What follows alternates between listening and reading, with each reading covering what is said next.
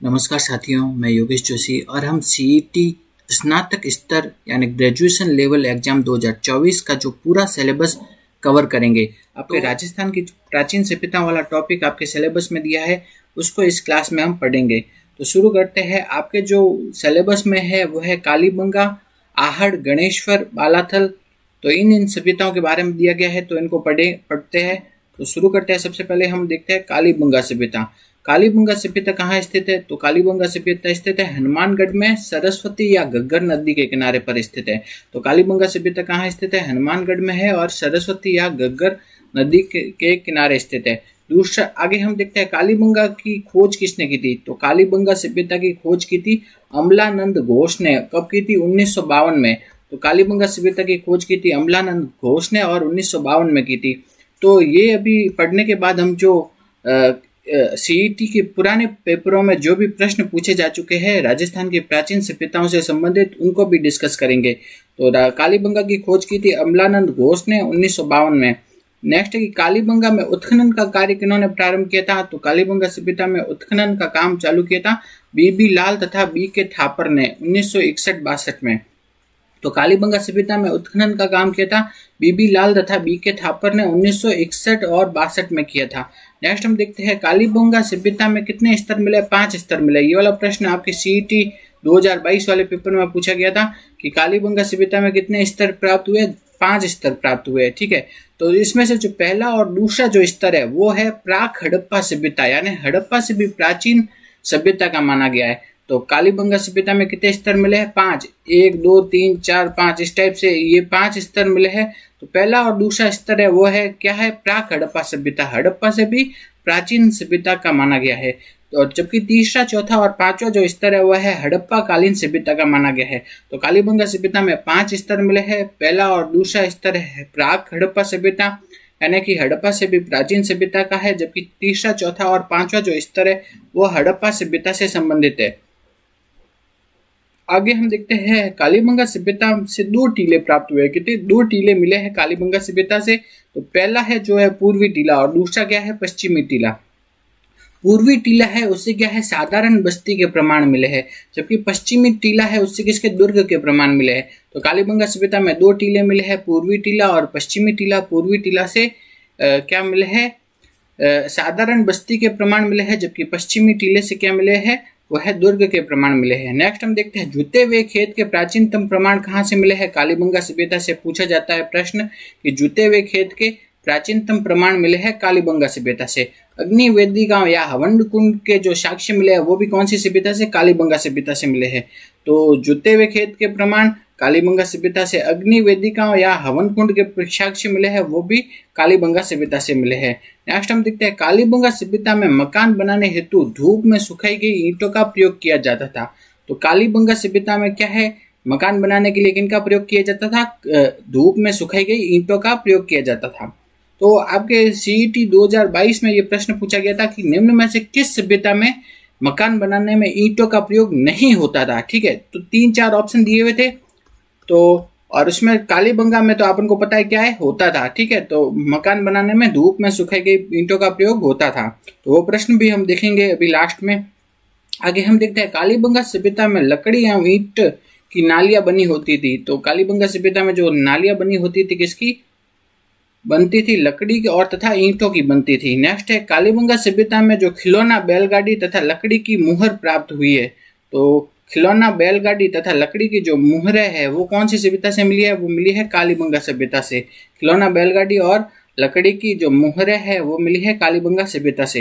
Next हम देखते हैं कालीबंगा सभ्यता से बच्चे की खोपड़ी में 6 छिद्र मिले हैं जिससे मस्तिष्क शोथ की बीमारी के इलाज का पता चलता है। तो बच्चा है उसकी खोपड़ी मिली है, उसमें क्या 6 छिद्र मिले हैं जिससे ये पता चलता है कि कालीबंगा सभ्यता के समय मस्तिष्क शोथ की जो बीमारी है उसका इलाज किया जाता था। तो नेक्स्ट है कालीबंगा सभ्यता से कुछ अन्य वस्तुएं भी मिली है जैसे कि हाथी दांत का कंगा, कांस्य का दर्पण, तांबे के बर्तन, गाय के मुख वाले प्याले, कांच की मणियां। ये सब कौन सी सभ्यता से मिले हैं? कालीबंगा सभ्यता से। नेक्स्ट हम देखते हैं कालीबंगा सभ्यता का जो समय माना जाता है ना वो कब से कब माना जाता है? 2400 ईसा पूर्व से 2250 ईसा पूर्व तक का। ठीक है। तो अभी ईसा के बाद वाला समय तो कितना हो गया? लगभग 2000 साल। ठीक है। तो और उसके और क्या है, ईसा से पूर्व कितने 2400 साल लगभग, तो आज से लगभग कितने 4500 साल पहले का माना जाता है कालीबंगा का समय। नेक्स्ट है कालीबंगा सभ्यता से क्या 3 समाधियां मिली है, तो ऐसे पूछ सकते हैं कि 3 समाधियां किस सभ्यता से मिले हैं, कालीबंगा सभ्यता से। अगली सभ्यता जो आपके कोर्स में है वह है आहड़ सभ्यता। आहड़ सभ्यता कहाँ है, उदयपुर के पास में स्थित है। कौन सी नदी के किनारे स्थित है, बनास व बेड़स नदी के किनारे स्थित है। आहड़ सभ्यता कहाँ है, उदयपुर के पास बनास या बेड़स नदी के किनारे स्थित है। नेक्स्ट है कि ताम्रवती नगरी या धूलकोट के नाम से किस सभ्यता को जाना जाता है, वह जाना जाता है आहड़ सभ्यता को। ये प्रश्न इंपॉर्टेंट है, पूछा जाता है धूलकोट या ताम्रवती नगरी के नाम से किसे जाना जाता है, आहड़ सभ्यता को। अगला हम देखते हैं कि आहड़ सभ्यता का समय कब से कब तक का माना जाता है, तो आहड़ सभ्यता का जो समय माना जाता है आज से लगभग 4000 वर्ष पूर्व तक का माना जाता है आहड़ सभ्यता का समय। नेक्स्ट है कि आहड़ सभ्यता से तांबे की कुल्हाड़ी आदि प्राप्त हुई है, तो तांबे की कुल्हाड़ी किस सभ्यता से मिली है, वो मिली है आहड़ सभ्यता से। नेक्स्ट है कि आहड़ सभ्यता की खोज किसने की थी, अक्षय कीर्ति व्यास ने की थी 1953 में। तो आहड़ सभ्यता की खोज की थी अक्षय कीर्ति व्यास ने 1953 में। नेक्स्ट है कि आहड़ सभ्यता में के उत्खनन का काम किन्होंने किया था, वो किया था रतन चंद्र अग्रवाल तथा एच.डी. सांकलिया ने। ये प्रश्न आपके सीईटी 2022 में पूछा गया था कि आहड़ सभ्यता के उत्खनन का काम किया था रतन चंद्र अग्रवाल तथा एच.डी. सांकलिया, इन दोनों ने आहड़ सभ्यता के उत्खनन का काम किया था। नेक्स्ट हम देखते हैं लाल काले मिट्टी के बर्तन किस सभ्यता से मिले हैं, वो मिले हैं आहड़ सभ्यता से। लाल काले मिट्टी के बर्तन यानी कि कृष्ण लोहित मृद भांड, तो कृष्ण लोहित मृद भांड मिले हैं, लाल काले मिट्टी के बर्तन है वो मिले हैं आहड़ सभ्यता से। तांबा गलाने की भट्टियां मिली है आहड़ सभ्यता से। इंपॉर्टेंट है, पूछा जाता है कि तांबा गलाने की भट्टियां मिली है आहड़ सभ्यता से। तांबे की कुल्हाड़ी छुरी ये सब कहाँ से मिले हैं, आहड़ सभ्यता से। तो तांबे की कुल्हाड़ी कहाँ से मिली है, आहड़ सभ्यता। नेक्स्ट की आहड़ सभ्यता के मकानों में कितने 4 से 6 चूल्हे मिलते हैं जो कि संयुक्त परिवार को बताते हैं। तो आहड़ सभ्यता है उसके जो परिवार है उनमें कितने चूल्हे मिलते हैं, 4 से 6 चूल्हे मिले। इससे ये बात का पता चलता है कि वहां पे कैसे वो परिवार होते थे, संयुक्त परिवार होते थे। नेक्स्ट देखते हैं कि अगली सभ्यता है गणेश्वर सभ्यता आपके कोर्स में। तो गणेश्वर सभ्यता कहाँ स्थित है, नीम का थाना में स्थित है और कांतली नदी के किनारे पर स्थित है। तो गणेश्वर सभ्यता कहाँ स्थित है, नीम का थाना में और कांतली नदी के किनारे स्थित है। नेक्स्ट है कि ताम्र युगीन सभ्यताओं की जननी किसे कहा जाता है, गणेश्वर सभ्यता को। इंपॉर्टेंट है, ताम्र युगीन सभ्यताओं की जननी कहते हैं गणेश्वर सभ्यता को। जबकि आपसे पूछ लिया जाएगी ताम्रवती नगरी, ताम्रवती नगरी किसे कहा जाता है, वो कहा जाता है आहड़ सभ्यता को। ठीक है, तो ये दो चीजें हैं, एक तो ताम्रवती नगरी हो गई आहड़ सभ्यता, जबकि ताम्र युगीन सभ्यताओं की जननी हो गई गणेश्वर सभ्यता। आगे देखते हैं गणेश्वर सभ्यता का जो समय माना जाता है, तो गणेश्वर सभ्यता का समय माना जाता है लगभग आज से 28 कितना माना जाता है, 2800 ईसा पूर्व का माना जाता है गणेश्वर सभ्यता का समय। गणेश्वर सभ्यता में उत्खनन का काम किन्होंने किया था, वो किया था रतन चंद्र अग्रवाल ने। गणेश्वर सभ्यता के उत्खनन का काम किया था रतन चंद्र अग्रवाल ने किया था। नेक्स्ट हम देखते हैं कृपश वर्णी मृदभांड यानी कि काले नीले मिट्टी के बर्तन, वो कहाँ से मिले हैं, गणेश्वर सभ्यता से। कृपश वर्णी मृदभांड यानी कि काले नीले मिट्टी के बर्तन मिले हैं गणेश्वर सभ्यता से। गणेश्वर सभ्यता की खोज का काम किया था वो किया था रतन चंद्र अग्रवाल ने। और गणेश्वर सभ्यता में तांबे के उपकरण जो मिले हैं उनमें तांबे की मात्रा कितनी है, लगभग 99% तांबा मिल चुका है। तो गणेश्वर सभ्यता से जो तांबे के बर्तन मिले हैं, तांबे के उपकरण मिले हैं, उनमें तांबे की मात्रा कितनी है, लगभग 99% तांबा पाया जाता है। नेक्स्ट देखते हैं कि बैराट सभ्यता, कौन सी, बैराट सभ्यता।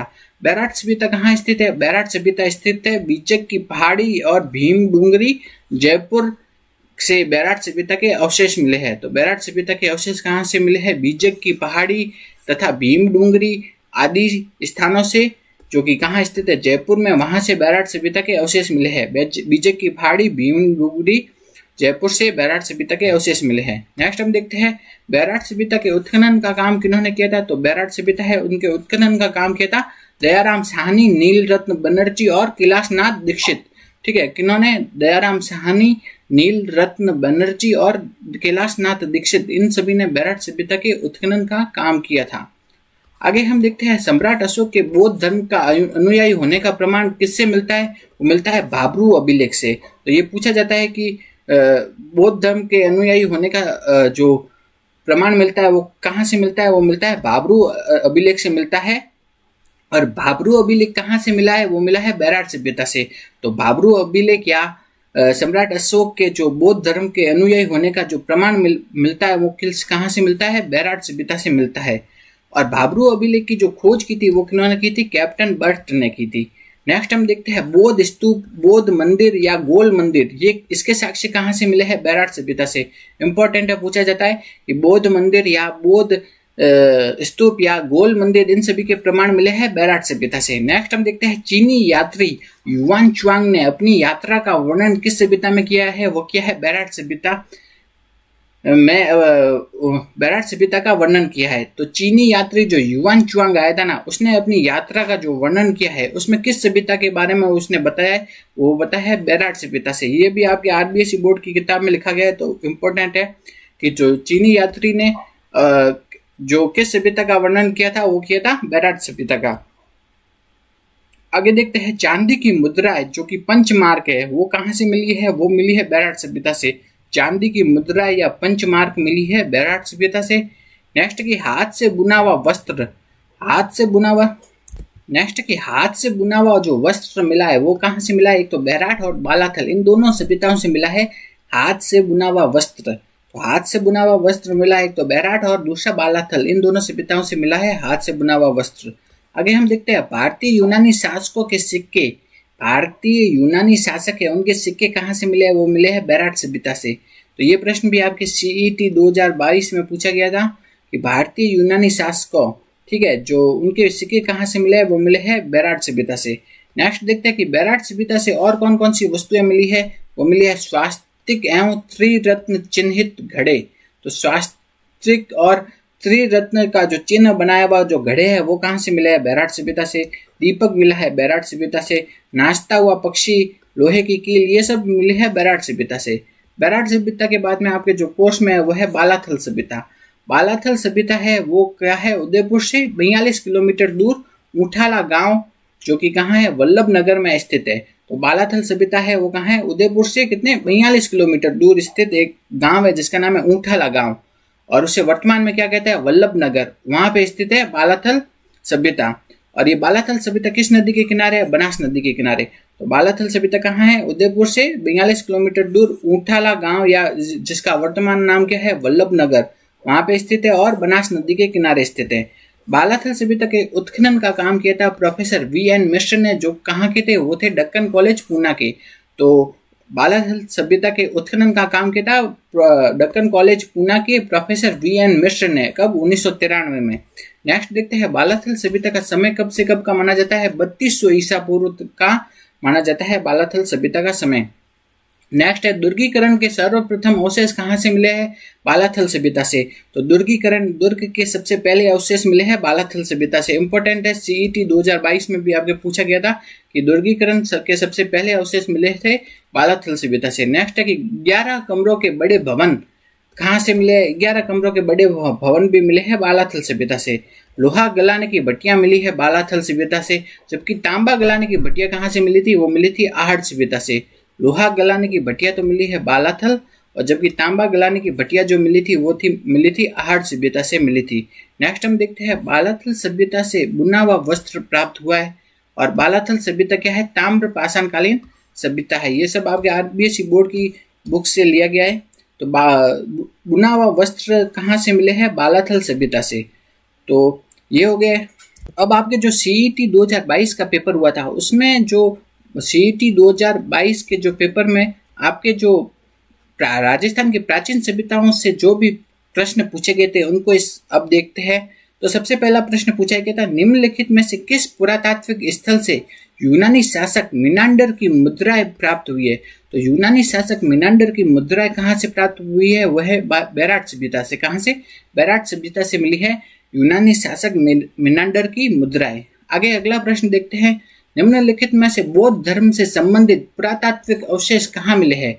बौद्ध धर्म के जो अवशेष है वो कहाँ से मिले हैं? वो मिले हैं बैराट सभ्यता से। तो बौद्ध धर्म है उसके अवशेष भी कहाँ से मिले हैं? बैराट सभ्यता से मिले हैं। ये सब प्रश्न आपके सीईटी 2022 में पूछे जा चुके हैं। तो आगे हम देखते हैं आहड़ का उत्खनन कार्य किसके नेतृत्व में संपादित हुआ था? तो आहड़ सभ्यता के उत्खनन का काम किन्होंने किया था? वो किया था HD सांकलिया। किनके? HD सांकलिया के नेतृत्व में आहट सभ्यता का उत्खनन हुआ था। अगला प्रश्न है, किस सभ्यता में अच्छी विकसित प्राचीर युक्त किलेबंदी के अवशेष मिलते हैं? तो अच्छी विकसित और प्राचीर युक्त किलेबंदी के अवशेष, तो किलेबंदी के अवशेष कहाँ से मिलते हैं? वो सबसे पहले तो मिलता है बालाथल सभ्यता से। तो सबसे प्राचीन जो किलेबंदी के अवशेष मिलते हैं वो मिलते हैं कहाँ? बालाथल सभ्यता। अगला प्रश्न है जो कि आपके आया था CET 2022 में, वो है कालीबंगा का उत्खनन कार्य कितने स्तरों में किया गया? तो हमने देखा था कितने स्तरों में किया गया है, 5 स्तरों में किया गया है कालीबंगा के उत्खनन का काम। अगला प्रश्न है कि निम्नलिखित में से कौन सा स्थान आहट सभ्यता से संबंधित नहीं है? ठीक है, तो कौन सा स्थान है जो कि आहट सभ्यता से संबंधित नहीं है? तो आहट सभ्यता लगभग कहाँ है? उदयपुर के आसपास वाले इलाकों में। तो गिलुंड, भगवानपुरा, रोजड़ी, ये सब कहाँ है? उदयपुर के आसपास वाले इलाके में है। तो ये क्या है? आहट सभ्यता से संबंधित है। जबकि अपन को पता है अबानेरी कहाँ है? दौसा में। तो ये आहट सभ्यता से संबंधित नहीं होगा। ठीक है, इस टाइप से तो आबानेरी आहट सभ्यता से संबंधित नहीं है। बाकी जो भगवानपुरा हो गया, रोजड़ी हो गया, गिलुंड, ये सब किससे संबंधित है? आहट सभ्यता से संबंधित है।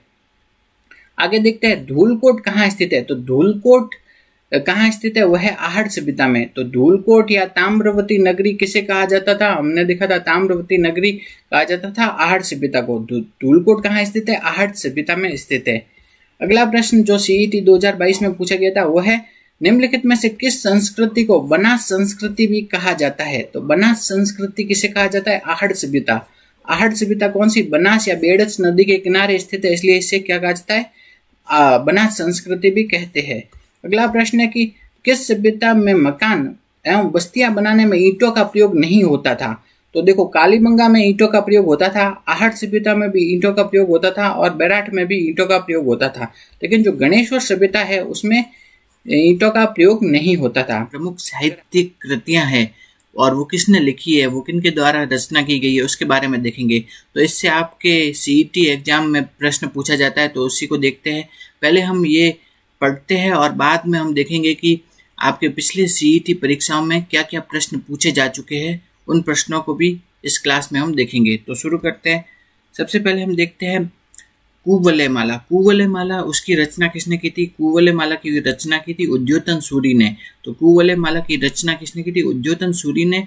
और कुवलयमाला है उसमें क्या है? 18 देशी भाषाओं को मरु भाषा में सम्मिलित किया गया है। तो ये भी प्रश्न पूछा जाता है कि कुवलयमाला में कितनी देशी भाषाओं को मरु भाषा में सम्मिलित किया गया है? वह है 18 देशी भाषाओं को मरु भाषा में सम्मिलित किया गया है कुवलयमाला में। और इसकी रचना की थी उद्योतन सूरी ने। इंपॉर्टेंट है, पूछते हैं। दूसरा हम देखते हैं वंश भास्कर। वंश भास्कर की रचना किसने की थी? सूर्यमल मिश्रण ने। और सूर्यमल मिश्रण कहाँ के थे? वो थे बूंदी के। तो वंश भास्कर की रचना की थी सूर्यमल मिश्रण ने और वो कहाँ के थे? बूंदी के। नेक्स्ट हम देखते हैं वीर विनोद। वीर विनोद की रचना की थी श्यामल दास ने। और वीर विनोद में क्या है? उदयपुर के इतिहास के बारे में जानकारी है। तो वीर विनोद की रचना की थी श्यामल दास ने और वीर विनोद में उदयपुर का इतिहास लिखा गया है। आगे हम देखते हैं धरती दोरारी, पीथल और पाथल, पूर्ण जमीन रो धनी, मेजर तथा लीलटास, इन सभी की रचना किन्होंने की थी? वो की थी कन्हैया लाल सेठिया ने। और कन्हैया लाल सेठिया कहाँ के थे? सुजानगढ़ के थे। कहाँ के? सुजानगढ़ के। तो धरती दोरारी किन्होंने लिखा था? कन्हैया लाल सेठिया ने। पीथल और पाथल लिखा था कन्हैया लाल सेठिया ने। पूर्ण जमीन रो धनी, ये भी लिखा था कन्हैया लाल सेठिया ने। मेजर और लीलटास लिखा था कन्हैया लाल सेठिया ने। ये सब लिखे कन्हैया लाल सेठिया ने। आगे हम देखते हैं बातारी फुलवारी। बातारी फुलवारी है किन्होंने लिखा था? विजयदान देथा ने। दुविधा, उलझन, अलेखू, हिटलर, चौधराइन की चतुराई, ये सब भी किन्होंने लिखे थे? विजयदान देथा ने।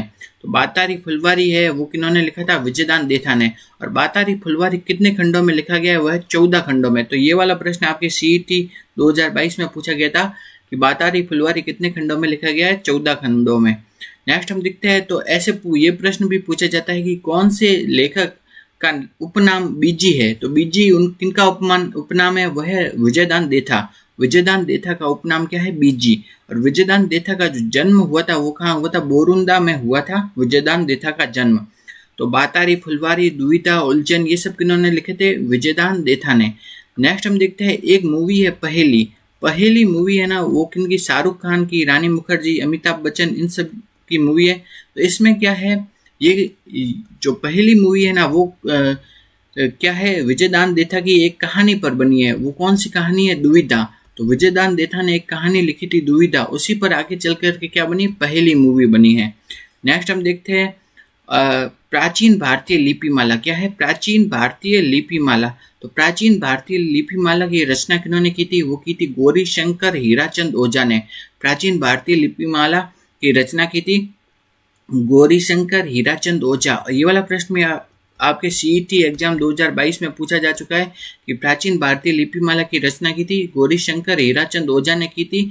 और जो गौरी शंकर हीराचंद ओझा थे ना, वो राजस्थान के म्यूजियम में क्यूरेटर के पद पर कार्यरत थे। ठीक है, तो जो संग्रहालय होते हैं ना, उसमें ना संग्रह के पद पे, क्यूरेटर के पद पे कार्यरत थे कौन? गौरी शंकर हीराचंद ओझा। और उन्होंने क्या लिखा था? प्राचीन भारतीय लिपिमाला। नेक्स्ट हम देखते हैं मारवाड़ रा परगनारी विगत। तो मारवाड़ रा परगनारी विगत ये किसने लिखा था? ये लिखा था मुहनोत नैन्सी ने। मारवाड़ रा परगनारी विगत लिखा था मुहनोत नैन्सी ने। और मारवाड़ रा परगनारी विगत को क्या भी कहा जाता है? वो कहा जाता है राजस्थान का गजेटियर। तो राजस्थान का गजेटियर किसे कहा जाता है? वो कहा जाता है मारवाड़ रा परगनारी विगत को कहा जाता है। और ये लिखा था मुहनोत नैन्सी ने। और मुहनोत नैन्सी थे ना, वो जोधपुर के जसवंत सिंह प्रथम के राज्य में दीवान थे। तो आपसे ये पूछा जाता है, ये भी पूछा गया था सीईटी 2022 में कि ना मारवाड़ रा परगनारी विगत किसने लिखा था? वो लिखा था मुहनोत नैन्सी ने। और मारवाड़ रा परगनारी विगत को क्या भी कहा जाता है? राजस्थान का गजेटियर भी कहा जाता है। ठीक है, नेक्स्ट हम देखते हैं कि annals and activity of Rajasthan. Annals and activity of Rajasthan किसने लिखा था? कर्नल जेम्स टोड ने। और पश्चिमी भारत की यात्रा ये भी किन्होंने लिखा था? कर्नल जेम्स टोड ने। तो annals and activity of Rajasthan, पश्चिमी भारत की यात्रा, ये सब लिखा था कर्नल जेम्स टोड ने लिखा था। कर्नल जेम्स टोड को राजस्थान के इतिहास का जनक भी कहा जाता है। नेक्स्ट है कि पृथ्वीराज विजय लिखा था जयानक ने। ठीक है, और पृथ्वीराज रासो लिखा था चंद्र बरदाई ने। पृथ्वीराज विजय तो लिखा था जयानक ने। ठीक है, तो ऐसे याद रख सकते हैं जय विजय। ठीक है, तो पृथ्वीराज विजय लिखा था जयानक ने और पृथ्वीराज रासो किन्होंने लिखा था चंद्र बरदाई ने। नेक्स्ट है कि हमीर महाकाव्य। हमीर महाकाव्य लिखा था नयन चंद्र सूरी ने। ठीक है, हमीर महाकाव्य तो लिखा था नयन चंद्र सूरी ने, जबकि हमीर रासो किन्होंने लिखा था? तो आपके ऑप्शन में अगर जोधराज हो तो वो भी सही है और सारंगधर हो वो भी सही है। ठीक है, दोनों ऑप्शन सही है। तो जोधराज या सारंगधर ने लिखा था हमीर रासो। ठीक है, और अगर आपसे पूछ ले कि संस्कृत भाषा में हमीर रासो लिखा था, वो किन्होंने लिखा था? सारंगधर ने। नेक्स्ट है कि कान्हड़ देव प्रबंध, ये लिखा था पद्मनाभ ने। मारवाड़ राज्य रा इतिहास, ये किन्होंने लिखा था? विश्वेश्वर नाथ रेऊ ने। तो मारवाड़ राज्य का इतिहास लिखा था विश्वेश्वर नाथ रेऊ। नेक्स्ट की ललित विग्रह राज किन्होंने लिखा था? सोमदेव ने। ललित विग्रह राज लिखा था सोमदेव ने। नेक्स्ट है कि चेतावनी रा चुंगटिया किन्होंने लिखा था? केसरी सिंह बारट ने। ये भी सीईटी एग्जाम 2022 में पूछा गया था आपके कि चेतावनी रा चुंगटिया लिखा था केसरी सिंह बारट ने।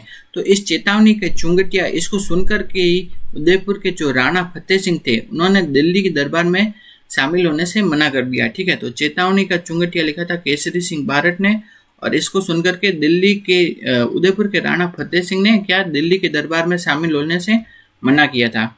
नेक्स्ट है आजादी के दीवाने, जैसलमेर का गुंडा राज, ये दोनों पुस्तकें किन्होंने लिखी? ये लिखी थी सागरमल गोपा ने।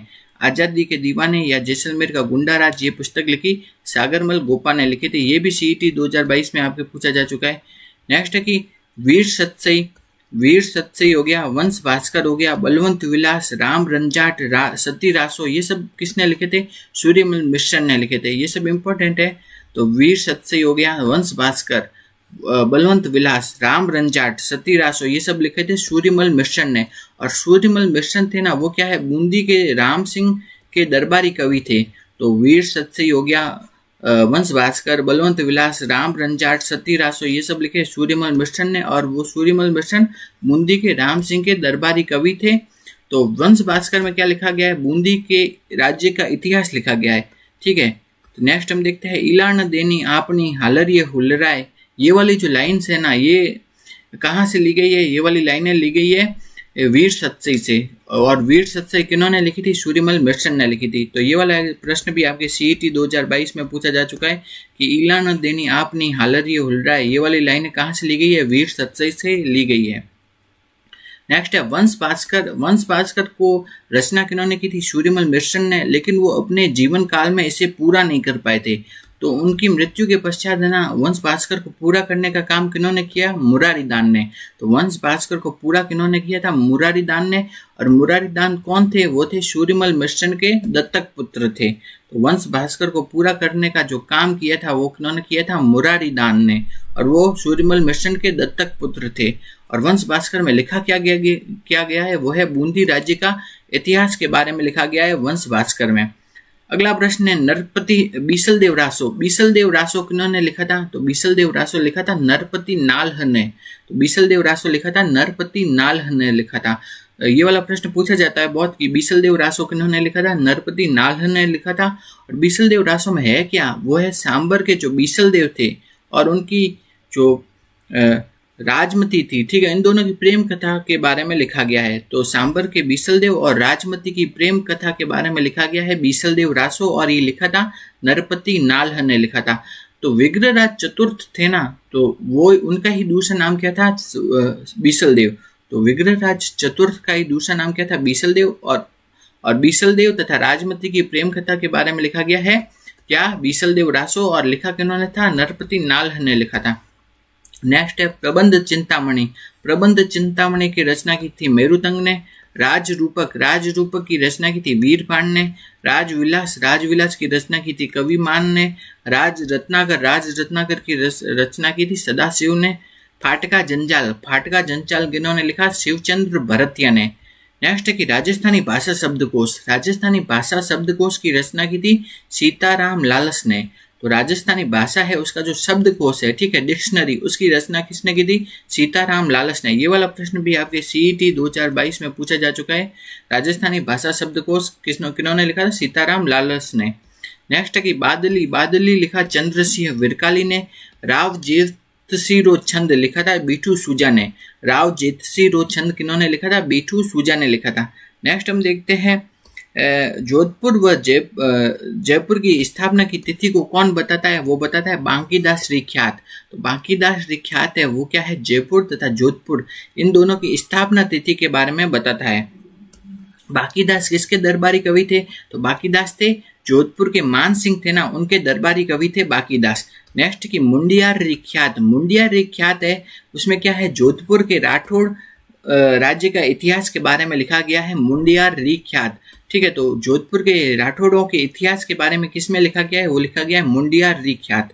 नेक्स्ट है कि हमीर मद मर्दन किन्होंने लिखा था? हमीर मद मर्दन लिखा था जय सिंह सूरी ने। तो हमीर मद मर्दन लिखा था जय सिंह सूरी ने लिखा था। नेक्स्ट देखते हैं अर्ली डायनेस्टीज ऑफ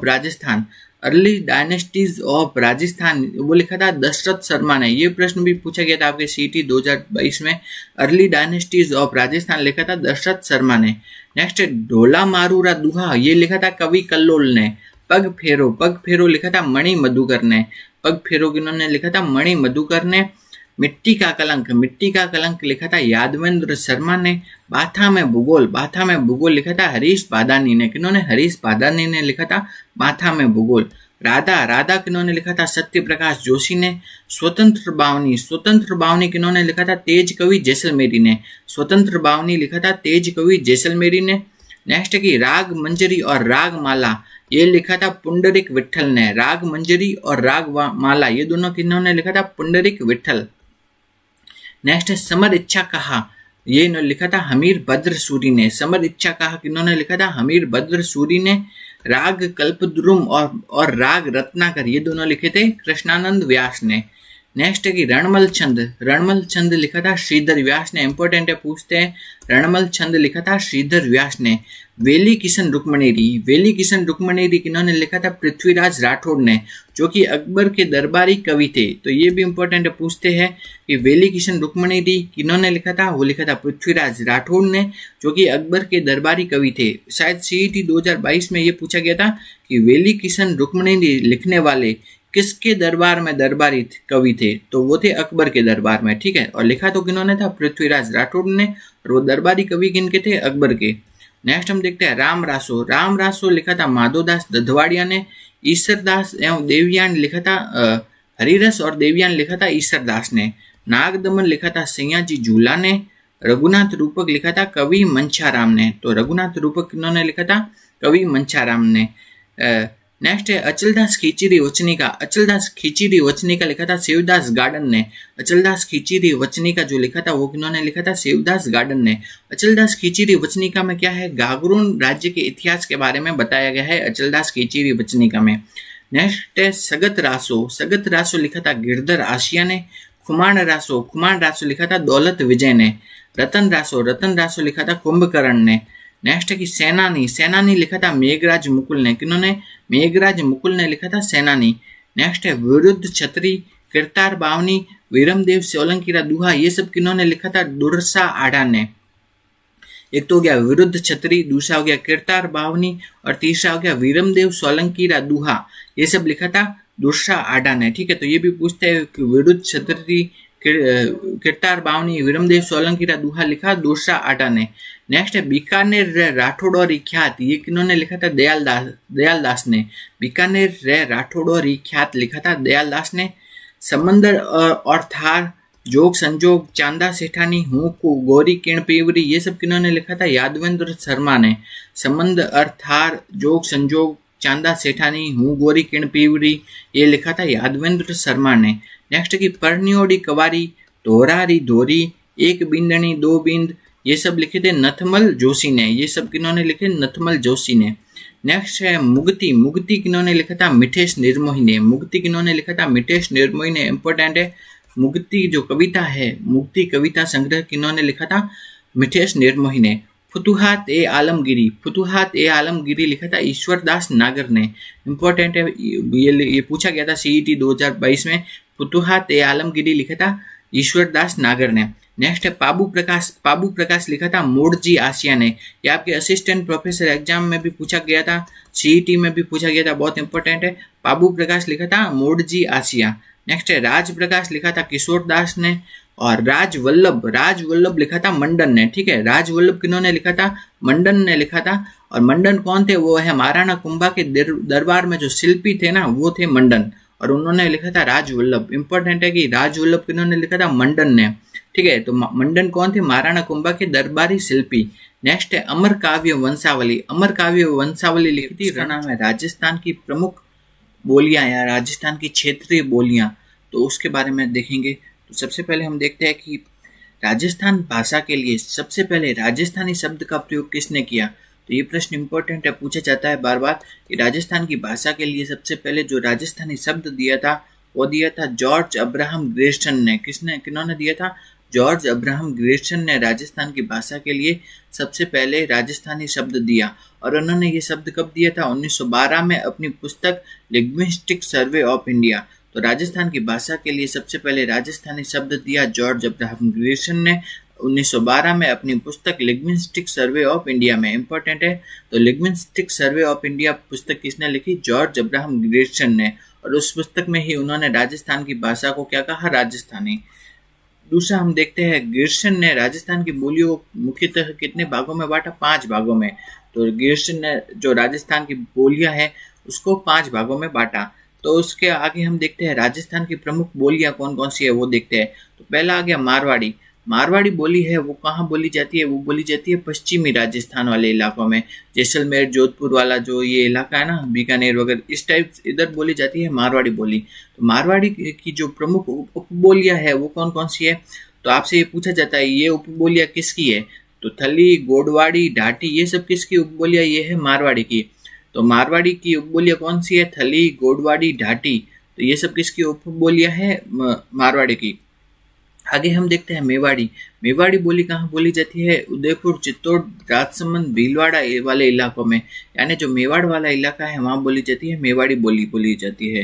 नेक्स्ट है कि ढूंढाड़ी। ढूंढाड़ी भाषा कहाँ बोली जाती है? तो ढूंढाड़ी बोली बोली जाती है जयपुर, दौसा, बगरू, दूदू वाले इलाकों में, ठीक है। तो जयपुर के आसपास वाले इलाकों में बोली जाती है ढूंढाड़ी भाषा। ठीक है। ढूंढाड़ी भाषा बोली जाती है जयपुर, दौसा, बगरू, दूदू वाले इलाकों में। तो 6 शब्द इस बोली की प्रमुख विशेषता है।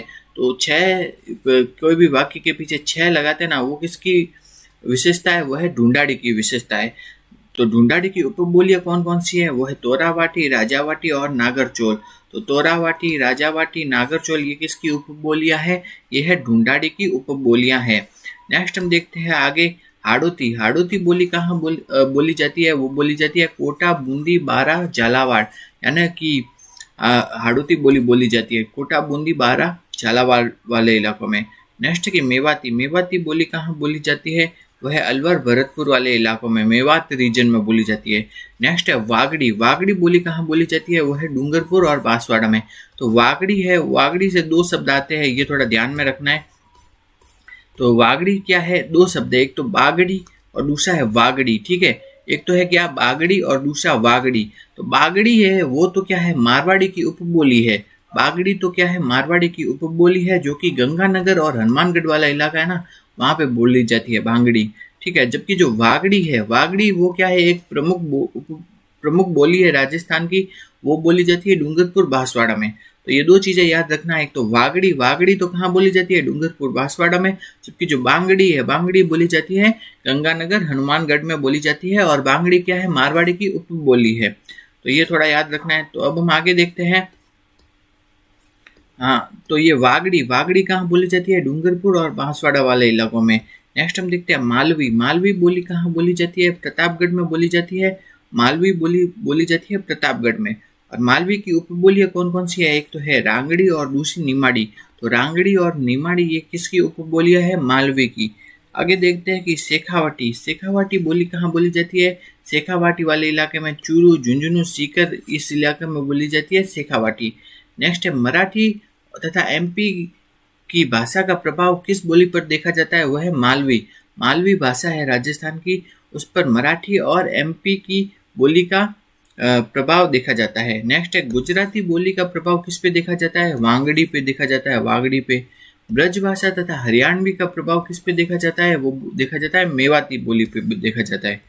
नेक्स्ट है कोई बोली दी गई है और वो किस क्षेत्र में बोली जाती है, किस स्थान में बोली जाती है, वो अपन से पूछा जाता है, ठीक है। तो अपन को ये बताना है। जैसे पहला हो गया ढाटी। ढाटी बोली कहाँ बोली जाती है? ढाटी बोली जाती है बाड़मेर में। ढाटी क्या है? एक मारवाड़ी की उपबोली है और ये बोली जाती है कहाँ? बाड़मेर में। दूसरा है जगरोती। जगरोती क्या है? एक ढूंढाड़ी की उपबोली है। ढूंढाड़ी भाषा है ना, उसकी उपबोली है जगरोती और ये बोली जाती है करौली वाले इलाके में। नेक्स्ट है नागरचोल। नागरचोल क्या है? एक ढूंढाड़ी की उपबोली है और ये बोली जाती है टोंक, सवाई माधोपुर वाले इलाकों में। धावड़ी। धावड़ी किसकी उपबोली है? धावड़ी है मेवाड़ी की उपबोली और ये बोली जाती है उदयपुर वाले इलाके में।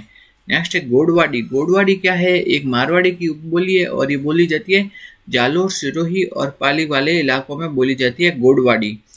नेक्स्ट देखते हैं कि खेराड़ी। खेराड़ी क्या है? खेराड़ी भी मारवाड़ी की उपबोली है और ये बोली जाती है शाहपुरा, बूंदी वाले इलाकों में। नेक्स्ट है अहिरवाटी। अहिरवाटी या राठी, ठीक है, यह कहाँ बोली जाती है? ये बोली जाती है बहरोड, मंडावर, कोटपुतली वाला जो इलाका है ना, वहाँ बोली जाती है। नेक्स्ट है तोरावाटी। तोरावाटी किसकी उपबोली है? ढूंढाड़ी की और ये बोली जाती है नीम का थाना, खेतड़ी वाले इलाकों में बोली जाती है। नेक्स्ट देखते हैं बागड़ी। बागड़ी हमने देखा था। बागड़ी क्या है? एक मारवाड़ी की उपबोली है और ये बोली जाती है गंगानगर, हनुमानगढ़ वाले इलाकों में। नेक्स्ट है थली। थली किसकी उपबोली है? एक मारवाड़ी की उपबोली है और थली बोली जाती है जैसलमेर, बीकानेर वाले इलाकों में बोली जाती है। ये हमने देख लिया है बागड़ी और वागड़ी, ठीक है। बागड़ी तो क्या होता है? बागड़ी तो है क्या? एक मारवाड़ी की उपबोली है जो कि बोली जाती है गंगानगर, हनुमानगढ़ में। जबकि जो वागड़ी है, वागड़ी एक प्रमुख बोली है जो कि बोली जाती है डूंगरपुर और बांसवाड़ा में। नेक्स्ट देखते हैं कि रांगड़ी। रांगड़ी बोली किसका मिश्रण है? तो रांगड़ी किसका मिश्रण है? रांगड़ी है एक तो मारवाड़ी और मालवी, इन दोनों का मिश्रण है रांगड़ी। नेक्स्ट है कि ढटकी, ढाटी, थली, गोडवाड़ी, खेराड़ी, ये सब क्या है? ये क्या है? मारवाड़ी की उपबोलियां है। तो ढटकी हो गई, ढाटी हो गई, थली, गोडवाड़ी और खेराड़ी, ये सब किसकी उपबोलियां है? मारवाड़ी की उपबोलियां है। तो कौन कौन सी होगी? ढटकी, ढाटी, थली, गोडवाड़ी और खेराड़ी, ये है सब मारवाड़ी की उपबोलियां है। नेक्स्ट हम देखते हैं तोरावाटी, राजावाटी, नागरचोल, जगरोती, ये सब किसकी उपबोलियां है? ये है ढूंढाड़ी की उपबोलियां है। तोरावाटी होगी, राजावाटी, नागरचोल होगी, जगरोती होगी, ये सब किसकी उपबोलियां है? ढूंढाड़ी की उपबोलियां है ये सभी। नेक्स्ट देखते हैं कि रांगड़ी, निमाड़ी, ये सब किसकी उपबोलियां है? ये है मालवी की उपबोलियां। एक तो होगी रांगड़ी, दूसरा हो गया निमाड़ी, ये सब है मालवी की उपबोलियां हैं। नेक्स्ट की राठी, महेठा, ये सब है मेवाती की उपबोलियां है। एक तो होगी राठी, महेठा, ये है मेवाती की उपबोलियां हैं। नेक्स्ट देखते हैं कि राजस्थानी भाषा दिवस कब मनाया जाता है? राजस्थानी भाषा दिवस मनाया जाता है 21 फरवरी को मनाया जाता है, 21 फरवरी को। नेक्स्ट की जॉर्ज अब्राहम ग्रेसन ने वांगड़ी, जो वागड़ी भाषा है डूंगरपुर बांसवाड़ा में बोली जाती है, उसको क्या कहा था? उसको कहा था भीली बोली कहा था। किन्होंने? जॉर्ज अब्राहम ग्रेसन ने वांगड़ी भाषा को बोला था भीली बोली। अगर आपको हमारी ये वीडियो अच्छा लगा तो वीडियो को लाइक करो, ज़्यादा से ज़्यादा शेयर करो, और सीईटी एग्ज़ाम 2024 का पूरा सिलेबस करने के लिए हमारे यूट्यूब चैनल को सब्सक्राइब करो। जो टॉपिक पढ़ेंगे वो है राजस्थान की प्रमुख चित्र शैलियाँ या राजस्थान की चित्रकला के बारे में हम इस क्लास में पढ़ेंगे। तो शुरू करते हैं। सबसे पहले हम देखते हैं राजस्थानी चित्रकला का पहला वैज्ञानिक विभाजन किन्होंने दिया था? तो राजस्थान की चित्रकला का जो पहला वैज्ञानिक विभाजन दिया था वो दिया था आनंद कुमार स्वामी ने। तो राजस्थान की चित्रकला का पहला वैज्ञानिक विभाजन दिया था आनंद कुमार स्वामी ने। उन्होंने अपनी पुस्तक राजपूत पेंटिंग्स के अंतर्गत इस चित्रकला का विभाजन दिया था।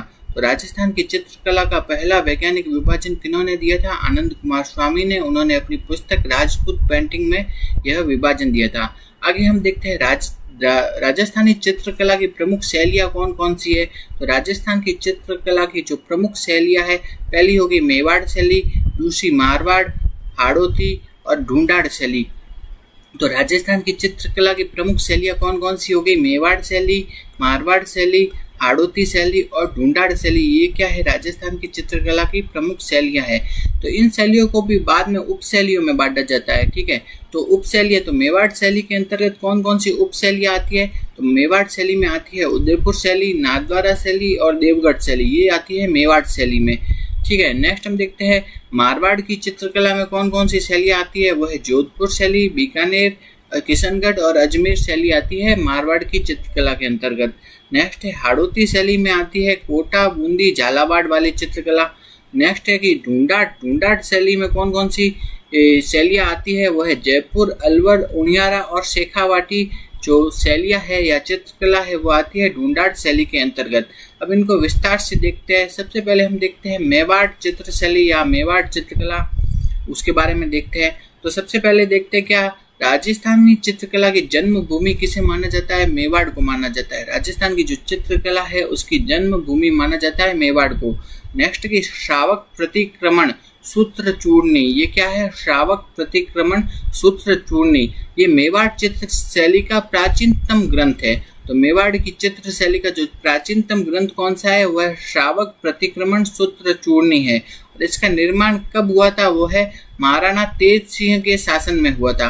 तो श्रावक प्रतिक्रमण सूत्र चूर्णी क्या है? मेवाड़ चित्र शैली का प्राचीनतम ग्रंथ है और इसका निर्माण हुआ था तेज सिंह के शासन काल में।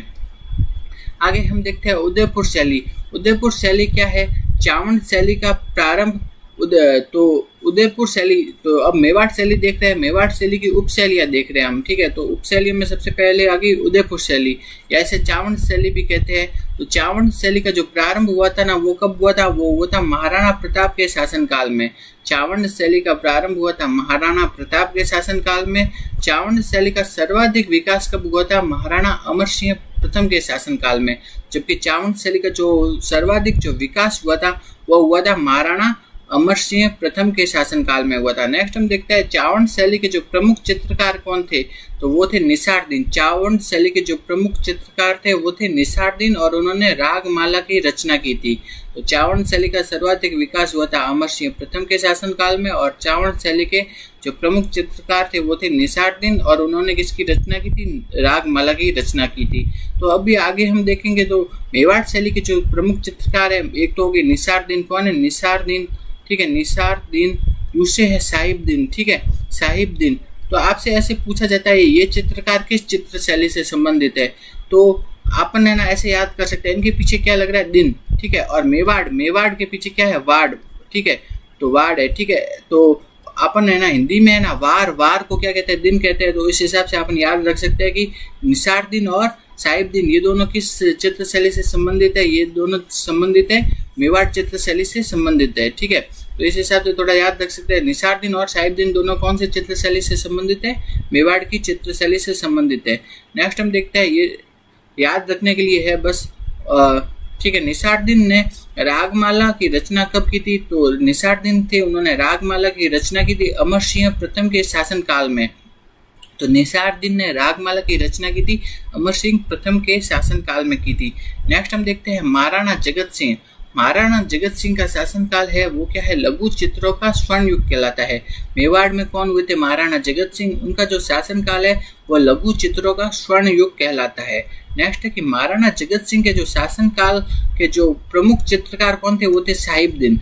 पहले हमने देखा था निषाद दिन और अब है साहिब दिन, ठीक है। तो निषाद दिन और साहिब दिन दोनों कौन सी चित्र शैली से संबंधित है, मेवाड़ चित्र शैली से। महाराणा जगत सिंह के प्रमुख चित्रकार कौन थे, वो थे साहिब दिन। और साहिब दिन ने क्या है, गीत गोविंद तथा रसिक प्रिया नामक चित्रों की रचना की थी। तो महाराणा जगत सिंह के शासनकाल में थे साहिब दिन और उन्होंने गीत गोविंद तथा रसिक प्रिया चित्रों की रचना की थी। नेक्स्ट हम देखते हैं आगे, महाराणा जगत सिंह ने राजमहल में चित्तौरी ओवेरी नामक तस्वीर, या इसे क्या भी कहा जाता है तस्वीरों का कारखाना, उस नाम से क्या चित्रशाला की रचना की थी। तो मेवाड़ के जो राजमहल है उनमें क्या है, चित्तौरी ओवेरी, क्या है चित्तौरी ओवेरी या तस्वीरों का कारखाना, उस नाम से एक चित्रशाला है। और उस चित्रशाला की रचना किन्होंने की थी, वो की थी महाराणा जगत सिंह ने की थी उस चित्रशाला की रचना। आगे अगली हम देखते हैं मेवाड़ की कौन सी उपशैली है, नाथद्वारा शैली। नाथद्वारा शैली है उसमें क्या प्रमुख क्या है, पिछवाइयों का चित्रांकन किया जाता है। तो नाथद्वारा शैली है उसका जो प्रमुख केंद्र क्या है, उसमें क्या किया जाता है, पिछवाइयों का चित्रांकन किया जाता है। नेक्स्ट हम देखते हैं पिछवाई चित्रांकन का जो प्रमुख विषय क्या है, वह श्री कृष्ण की लीला है। तो पिछवाई चित्रांकन में प्रमुख क्या है, श्री कृष्ण की लीलाओं पे पिछवाई को चित्रित किया जाता है। नेक्स्ट है कि नाथद्वारा शैली के जो प्रमुख चित्रकार कौन है, वह है रामचंद्र, घासीराम, कमला, इलायची, ये सब क्या है, नाथद्वारा चित्र शैली के प्रमुख चित्रकार। रामचंद्र, घासीराम, कमला, इलायची, ये सब है नाथद्वारा चित्र शैली के प्रमुख चित्रकार। अगली हम देखते हैं कौन सी, देवगढ़ शैली। देवगढ़ शैली के प्रमुख चित्रकार है कमला, चोखा, बैजनाथ, ये सब है देवगढ़ चित्र शैली के प्रमुख चित्रकार।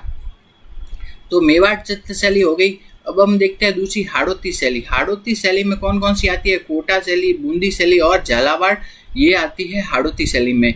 तो इसकी तीनों प्रमुख शैली है, ठीक है। हाड़ौती शैली में कोटा, बूंदी और झालावाड़ शैली आ गई।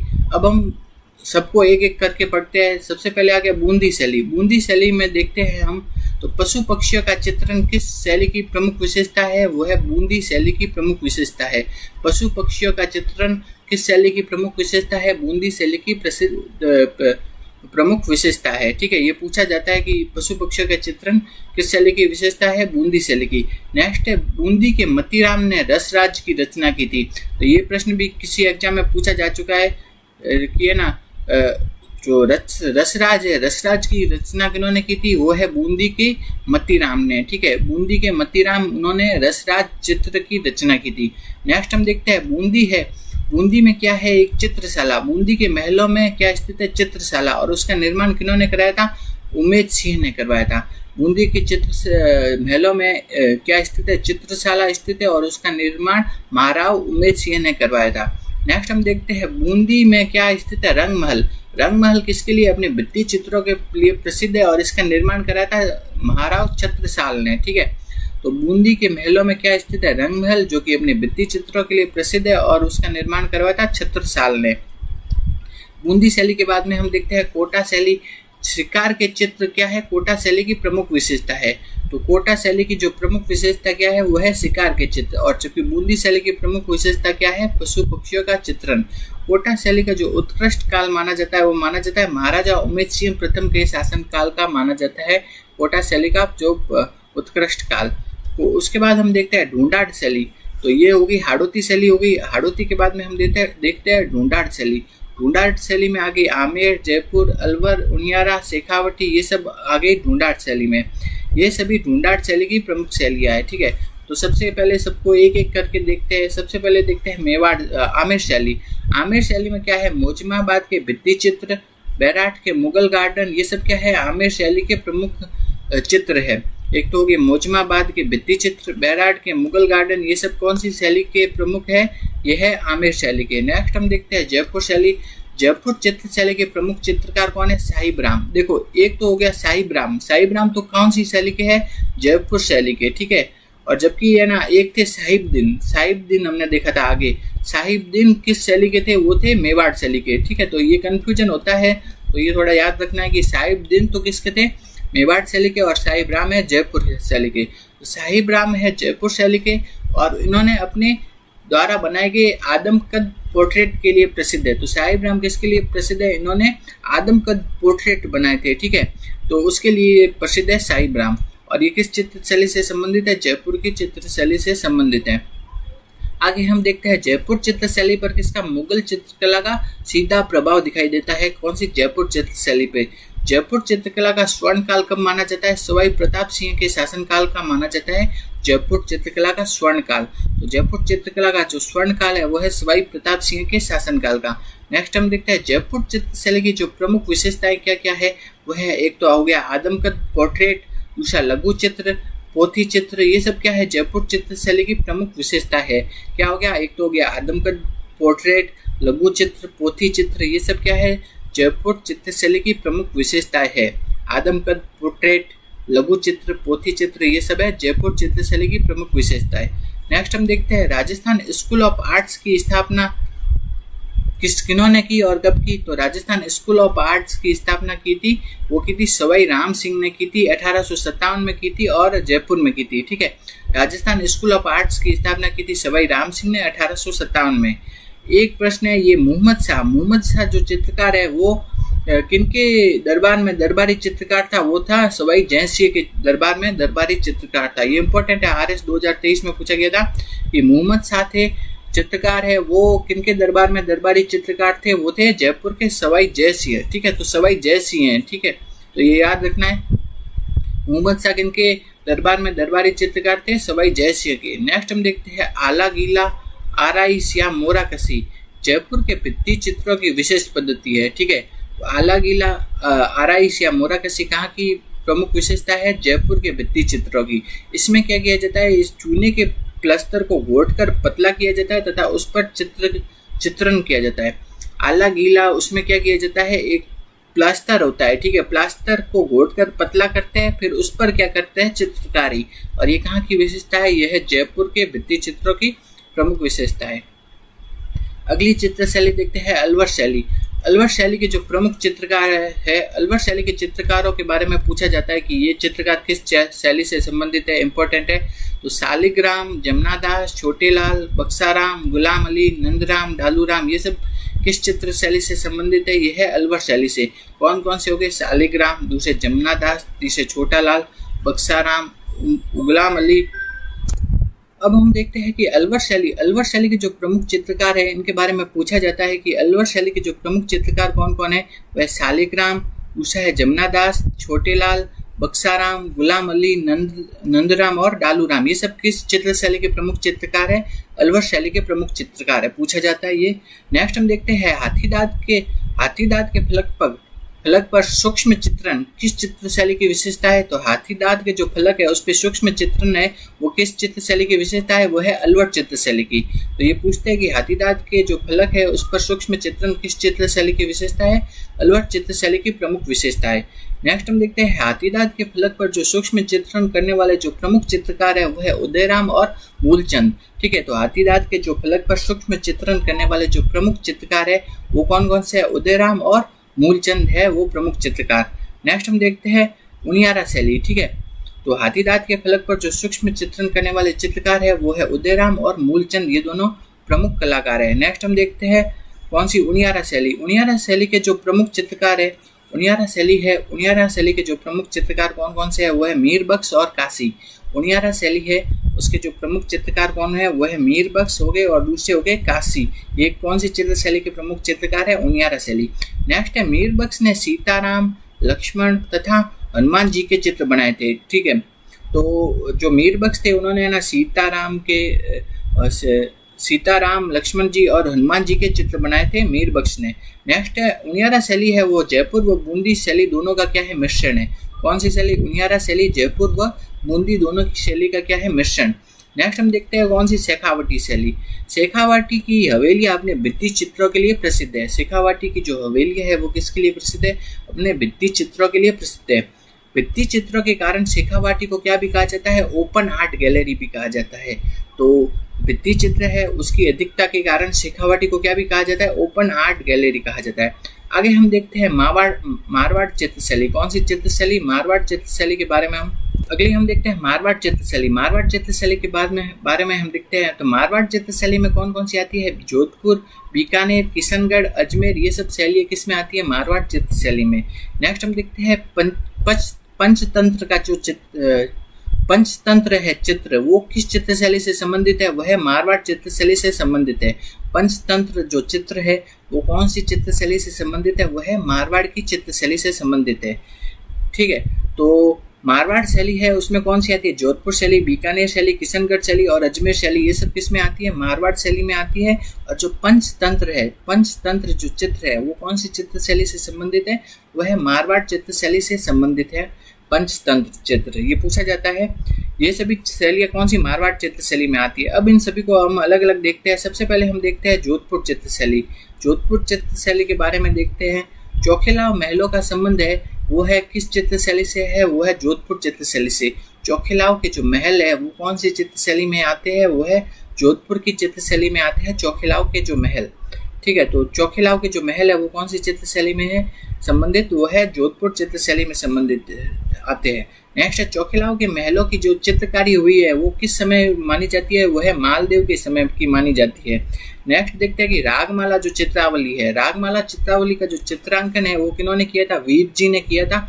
एक तो होगी रागमाला चित्रावली और दूसरा हो गया रागमाला। ठीक है, रागमाला तो है किस चित्रशैली से संबंधित है? चावंड चित्रशैली से। और इसको बनाया किन्होंने था? निसारदीन ने। जबकि जो रागमाला चित्रावली है क्या है? रागमाला जो चित्रावली है वो है मारवाड़ चित्रशैली, जोधपुर चित्रशैली से संबंधित है। और इनका जो चित्रांकन किया था वो किन्होंने किया था? वीर जी ने किया था। किन्होंने? वीर जी ने।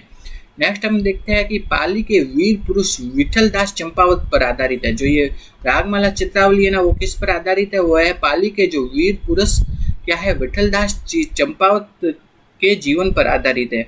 नेक्स्ट हम देखते हैं और रागमाला चित्रावली का जो संबंध है वो कौन सी चित्रशैली से है? जोधपुर चित्रशैली से संबंधित है। नेक्स्ट है कि जोधपुर चित्रशैली में लाल पीले रंगों की क्या है? प्रधानता होती है। तो जोधपुर की जो चित्रशैली है ना उसमें कैसे लाल पीले रंगों की प्रधानता है। और जोधपुर चित्रशैली के जो प्रमुख चित्रकार कौन है? वह है रामा, नाथा, छज्जू, सैफू, ये सब क्या है? जोधपुर चित्रशैली के प्रमुख चित्रकार है। कौन? रामा, नाथा, छज्जू, सैफू, ये सब किस चित्रशैली के प्रमुख चित्रकार है? वो है जोधपुर की चित्रशैली के प्रमुख चित्रकार है। नेक्स्ट चित्रशैली हम देखते हैं वो कौन सी? बीकानेर की चित्रशैली। बीकानेर चित्रशैली में मुख्यतः कितने? 2 परिवारों का योगदान रहा है। पहला तो कौन सा हो गया? मथेरन परिवार और दूसरा हो गया उस्ता परिवार। एक तो हो गया मथेरन परिवार और दूसरा हो गया उस्ता परिवार। ठीक है, मथेरन क्या होते हैं? जैन समुदाय के लोग होते हैं और ये अपने आप को क्या भी कहते हैं? महात्मा भी कहते हैं। मथेरन परिवार मुख्यतः शासकों के क्या बनाते थे? व्यक्तिगत चित्र बनाने के लिए जाने जाते हैं। मथेरन परिवार क्या है? मतलब जो बीकानेर के जो शासक थे ना उनके व्यक्तिगत चित्र बनाने के लिए जाने जाते हैं मथेरन परिवार। ठीक है, मथेरन परिवार क्या है? बीकानेर के शासकों के व्यक्तिगत चित्र बनाने के लिए जाने जाते हैं।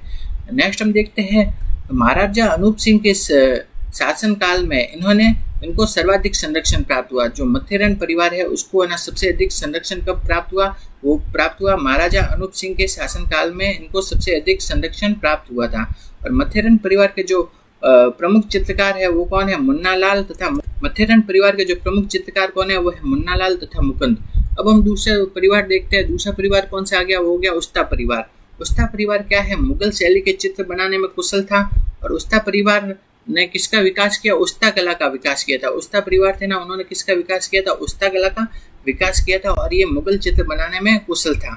नेक्स्ट हम देखते हैं उस्ता कला। उस्ता कला क्या है? ऊंट की खाल पर सोने की बारीक जो चित्रकारी की जाती है ना वो क्या कहलाती है? उस्ता कला कहलाती है। ऊंट की खाल पर जो सोने की बारीक चित्रकारी की जाती है उसे क्या कहा जाता है? उस्ता कला कहा जाता है। ऊंट की खाल पर सोने की बारीक चित्रकारी जो होती है वही क्या कहलाती है, उस्ता कला। उस्ता कला के लिए जो प्रसिद्ध स्थान है वो कौन सा है, बीकानेर है। उस्ता कला के लिए जो प्रसिद्ध स्थान कौन सा है, बीकानेर है। और नेक्स्ट हम देखते हैं उस्ता कला के जो प्रमुख चित्रकार है वो है रुकनुद्दीन, अली रजा और हसन। रुकनुद्दीन, अली रजा और हसन ये क्या है, उस्ता कला के प्रमुख चित्रकार है। नेक्स्ट हम देखते हैं अगली शैली कौन सी है, किशनगढ़ शैली। कौन सी, किशनगढ़ शैली के बारे में हम देखते हैं। किशनगढ़ शैली का जो स्वर्ण काल है वो कब का माना जाता है, वो माना जाता है महाराजा सावंत सिंह के शासन काल का माना जाता है किशनगढ़ शैली का स्वर्ण काल। तो महाराजा सावंत सिंह का जो उपनाम था वो क्या था, नागरी दास। महाराजा सावंत सिंह या उनका उपनाम था नागरी दास। इनके दरबार में एक चित्रकार थे, उनका नाम क्या था, मोर ध्वज निहाल चंद। कौन थे, मोर ध्वज निहाल चंद। सावंत दास के दरबार में चित्रकार थे मोर ध्वज निहाल चंद। ठीक है, तो मोर ध्वज निहाल चंद है। मोर ध्वज निहाल चंद ने किनके दरबार में चित्रकार थे, वो थे सावंत दास के दरबार में। और इन्होंने क्या है, किसकी रचना की, बनी ठनी चित्र की रचना की। और बनी ठनी चित्र को क्या कहा जाता है, भारत की मोनालिसा भी कहा जाता है। आगे हम देखते हैं 1973 में बनी ठनी पेंटिंग पर क्या भी जारी हुआ, डाक टिकट भी जारी हुआ था। कब, 1973 में जो बनी ठनी पेंटिंग है उस पर क्या जारी हुआ, डाक टिकट जारी हुआ। और नानक राम है वो चित्रकार, उनका संबंध किस चित्र शैली से है, वो है किशनगढ़ की चित्र शैली से है। नानक राम जो चित्रकार है उनका संबंध है किशनगढ़ चित्र शैली से। इंपॉर्टेंट है, पूछा जाता है। आगे हम देखते हैं अगली जो शैली है वो कौन सी होगी, अजमेर शैली। अजमेर शैली में हम देखते हैं राजा बाबू जी का चित्र है वो किस चित्र शैली से संबंधित है, अजमेर चित्र शैली से। और इसको बनाया किसने था, जूनिया के चांद ने बनाया था। तो राजा बाबू जी का चित्र है वो अजमेर चित्र शैली से संबंधित है, इसको बनाया था जूनिया के चांद ने। नेक्स्ट हम देखते हैं पारदर्शी वेशभूषा किस चित्र शैली की विशेषता है। पारदर्शी जो वेशभूषा है वो कौन सी चित्र शैली की विशेषता है, वो है नागौर शैली की। ठीक है, पारदर्शी वेशभूषा है वो किस चित्र शैली की विशेषता है, नागौर शैली की विशेषता है। और किस शैली में वृद्धावस्था के चित्रों को कुशलता से दिखाया जाता है। पारदर्शी वेशभूषा है वो किस शैली की विशेषता है, पारदर्शी वेशभूषा है नागौर शैली की विशेषता है। और ऐसी कौन सी चित्र शैली है जिसमें कि वृद्धावस्था के चित्रों को कुशलता से दिखाया गया है, वो है नागौर शैली। नागौर शैली है उसमें वृद्धावस्था के चित्रों को कुशलता से दिखाया गया है। नेक्स्ट हम देखते हैं कौन सी, मूमल चित्र है ना, वो उसका संबंध किस चित्र शैली से है, वह है जैसलमेर। मूमल जो चित्र है उसका संबंध है कौन सी, जैसलमेर चित्र शैली से है। आगे देखते हैं राजस्थान के जो सर्वाधिक प्राचीन चित्रित ग्रंथ है। राजस्थान के जो सबसे प्राचीन चित्रित ग्रंथ है, पहला कौन सा हो गया, ओध निरुक्ति वृत्ति। और दूसरा हो गया 10 वैकालिका सूत्र चूर्णी। राजस्थान के सबसे प्राचीन चित्रित ग्रंथ हो गए ओध निरुक्ति वृत्ति और दूसरा हो गया 10 वैकालिका सूत्र चूर्णी। ये दोनों राजस्थान के सबसे प्राचीन चित्रित ग्रंथ है। और ये दोनों कहाँ से मिले हैं, जैसलमेर के भंडार से मिले हैं ये दोनों, ओध निरुक्ति वृत्ति और 10 वैकालिका सूत्र चूर्णी। नेक्स्ट हम देखते हैं चित्रकार और चित्र शैली। ये आपसे प्रश्न पूछा जाता है एग्जाम में बार बार, तो थोड़ा याद रखना है, एक बार रिवीजन देख लेते हैं। साहिबदीन और निसारदीन ये दोनों चित्रकार किस शैली से संबंधित है, ये दोनों है मेवाड़ चित्र शैली से। जबकि साहिबराम और मोहम्मद शाह ये दोनों चित्रकार का संबंध है कौन सी, जयपुर शैली से। साहिबराम और मोहम्मद शाह इनका संबंध है कौन सी चित्र शैली से, जयपुर की चित्र शैली से इनका संबंध है। ठीक है, नेक्स्ट हम देखते हैं आगे हम देखते हैं कि मोर ध्वज निहाल चंद और नानक राम। ठीक है, मोर ध्वज निहाल चंद और नानक राम इनका संबंध है किशनगढ़ शैली से। मोर ध्वज निहाल चंद और नानक राम का संबंध है किशनगढ़ शैली से। नेक्स्ट है कि शालिग्राम, जमुनादास, छोटेलाल, बक्साराम, गुलाम अली, डालूराम इन सभी का संबंध कौन सी चित्र शैली से है, वह है अलवर शैली से। शालिग्राम हो गए, जमुनादास, बक्साराम, छोटेलाल, गुलाम अली इन सभी का संबंध है कौन सी, अलवर शैली से संबंधित है। तो ये हो गया राजस्थान की चित्र शैलियों से संबंधित टॉपिक। डिस्कस करेंगे वह है राजस्थान का हस्तशिल्प। क्या है, राजस्थान के हस्तशिल्प के बारे में इस क्लास में हम पढ़ेंगे। सबसे पहले हम देखते हैं गोपाल सैनी और दूसरे है कौन है, कृपाल सिंह शेखावत। इनका संबंध किससे है, तो इनका संबंध है ब्लू पॉटरी से। गोपाल सैनी तथा कृपाल सिंह शेखावत का संबंध है ब्लू पॉटरी से। और ब्लू पॉटरी के लिए प्रसिद्ध स्थान कौन सा है, वो है जयपुर। तो गोपाल सैनी तथा कृपाल सिंह शेखावत का संबंध है ब्लू पॉटरी से है। नेक्स्ट हम देखते हैं ब्लू पॉटरी को राजस्थान में लाने का श्रेय किनको दिया जाता है, तो ब्लू पॉटरी को राजस्थान में लाने का श्रेय दिया जाता है महाराजा राम सिंह द्वितीय, जो कि जयपुर के महाराजा थे। महाराजा राम सिंह द्वितीय, उनको ब्लू पॉटरी को राजस्थान में लाने का श्रेय दिया जाता है। और वो ब्लू पॉटरी को कहाँ से लाए थे, दिल्ली से लाए थे। तो ब्लू पॉटरी के लिए 3-4 बातें याद रखनी है कि ब्लू पॉटरी कहाँ की फेमस है, जयपुर की, और इसके प्रमुख जो कलाकार है वो है कृपाल सिंह शेखावत, और ब्लू पोएट्री को राजस्थान लाने का श्रेय दिया जाता है महाराजा राम सिंह द्वितीय को, और वो ब्लू पोएट्री को कहाँ से लाए थे? दिल्ली से। आगे हम देखते हैं पानी भरने के बर्तन जो कि मेटल के बने होते हैं, उन पर कपड़े या चमड़े की परत चढ़ाई जाती है, वो क्या कहलाते हैं? वो कहलाते हैं बादले। बादले क्या होते हैं? एक प्रकार के पानी के बर्तन होते हैं जिन पर की क्या है, कपड़े या चमड़े की परत चढ़ा दी जाती है, फिर उनको पानी भरने के काम में लिया जाता है। पुराने टाइम में इसका उपयोग ज्यादा होता था। ये क्या कहलाते हैं? बादले। और बादले के लिए जो प्रसिद्ध स्थान है वो कौन सा है? जोधपुर है। ये पूछा जाता है बादले के लिए प्रसिद्ध स्थान जोधपुर। नेक्स्ट है लाल मिट्टी को आग में पकाकर मूर्तियां तथा खिलौने बनाने की कला क्या कहलाती है? टेराकोटा कहलाती है। लाल मिट्टी है उसको आग में पका दिया और फिर मूर्तियां और खिलौने बनाने की जो कला है वो कहलाती है टेराकोटा। और टेराकोटा के लिए जो प्रसिद्ध स्थान है वो कौन सा है? मौलेला राजसमंद। टेराकोटा के लिए प्रसिद्ध स्थान है मौलेला राजसमंद। नेक्स्ट हम देखते हैं मामा जी के घोड़े। मामा जी के घोड़े कहाँ के फेमस है? वह है हरजी गांव जालोर में है, वहाँ के मामा जी के घोड़े प्रसिद्ध है। नेक्स्ट है कांच पर सोने की बारीक कारीगरी क्या कहलाती है? थेवा कला कहलाती है। और थेवा कला के लिए प्रसिद्ध स्थान कौन सा है? प्रतापगढ़। कांच पर सोने की बारीक कारीगरी क्या कहलाती है? थेवा कला। और थेवा कला के लिए प्रसिद्ध स्थान है प्रतापगढ़। नेक्स्ट दाबू प्रिंट के लिए प्रसिद्ध स्थान कौन सा है? वह है चित्तौड़गढ़ का आकोला गांव। तो दाबू प्रिंट के लिए जो प्रसिद्ध स्थान है वह चित्तौड़गढ़ का आकोला गांव। नेक्स्ट है जाजम की छपाई। जाजम की छपाई है उसके लिए जो प्रसिद्ध स्थान है वह है चित्तौड़गढ़। जाजम की छपाई के लिए प्रसिद्ध स्थान है चित्तौड़गढ़। नेक्स्ट है कि ऊंट की खाल पर चित्रकारी या ऊंट की खाल पर जो सोने की जो मीनाकारी की जाती है ना वो क्या कहलाती है? उस्ता कला। ऊंट की खाल पर जो सोने की जो मीनाकारी की जाती है वो क्या कहलाती है? उस्ता कला कहलाती है। और उस्ता कला के लिए जो प्रसिद्ध स्थान है वो है बीकानेर। और उस्ता कला के जो आविष्कारक थे वो कौन थे? हिसामुद्दीन उस्ता थे। उस्ता कला के लिए जो प्रसिद्ध स्थान है वो है बीकानेर। उस्ता कला के जो आविष्कारक थे वो थे हिसामुद्दीन उस्ता। नेक्स्ट हम देखते हैं कुदरत सिंह। कुदरत सिंह का संबंध किससे है? वो है मीनाकारी से। जबकि कृपाल सिंह शेखावत का संबंध था वो था ब्लू पोएट्री से। ठीक है, कृपाल सिंह शेखावत का संबंध था ब्लू पोएट्री से और कुदरत सिंह का संबंध है वह है मीनाकारी से। और नेक्स्ट हम देखते हैं जयपुर में मीनाकारी को कौन लाए थे? तो मीनाकारी की कला को लाए थे मान सिंह प्रथम। ठीक है, तो एक हो गया मीनाकारी और दूसरा हो गया वो है ब्लू पोएट्री। ठीक है, ये ब्लू पोएट्री। ठीक है, पोएट्री ये दो चीजें हैं। तो ब्लू पोएट्री के प्रमुख कलाकार कृपाल सिंह शेखावत, मीनाकारी के प्रमुख कलाकार है कुदरत सिंह। ब्लू पोएट्री को कौन लाए थे? वो थे राम सिंह द्वितीय। जबकि मीनाकारी को कौन लाए थे? वो लाए थे मान सिंह प्रथम लाए थे। और मीनाकारी को कहाँ से लाए थे? वो थे लाहौर से। और जबकि ब्लू पोएट्री को लाए थे वो दिल्ली से लाए थे। तो ये दो तीन चीजें याद रखनी है। नेक्स्ट है नमदा उत्पादन के लिए प्रसिद्ध स्थान कौन सा है? नमदा उत्पादन के लिए प्रसिद्ध स्थान है टोंक। नेक्स्ट है डोरिया तथा मसूरिया साड़ी, वो कहाँ की फेमस है? वो है कैथून कोटा की। डोरिया तथा मसूरिया साड़ी फेमस है कैथून कोटा की। नेक्स्ट है अजरक प्रिंट और मलिर प्रिंट, ये कहाँ के फेमस है? बाड़मेर के फेमस है। बांधो और रंगो, ये क्या मतलब क्या हो गया? बंदेज। बांधो और रंगो इसका मतलब है बंदेज। ठीक है, बंदेज होते हैं ना, बंदेज आपने नाम सुना होगा, उसका मतलब क्या है? बांधो और फिर रंगो। ठीक है, उसे कहते हैं बंदेज। तो उसके लिए प्रसिद्ध स्थान है जयपुर। नेक्स्ट है छातों के उत्पादन के लिए प्रसिद्ध स्थान कौन सा है? वो है फालना पाली। टेराकोटा बनाने में किसका यूज किया जाता है? टेराकोटा बनाने में चावल की भूसी तथा गधे के गोबर का उपयोग किया जाता है। नेक्स्ट है कि मोहनलाल का संबंध किससे है? मोहनलाल का संबंध है टेराकोटा से। मोहनलाल थे, उनका संबंध है किससे? टेराकोटा से। नेक्स्ट है नागौर का बू गांव। नागौर का बू गांव किसके लिए प्रसिद्ध है? अपने मिट्टी के बर्तन तथा खिलौने बनाने के लिए प्रसिद्ध है नागौर का बू गांव।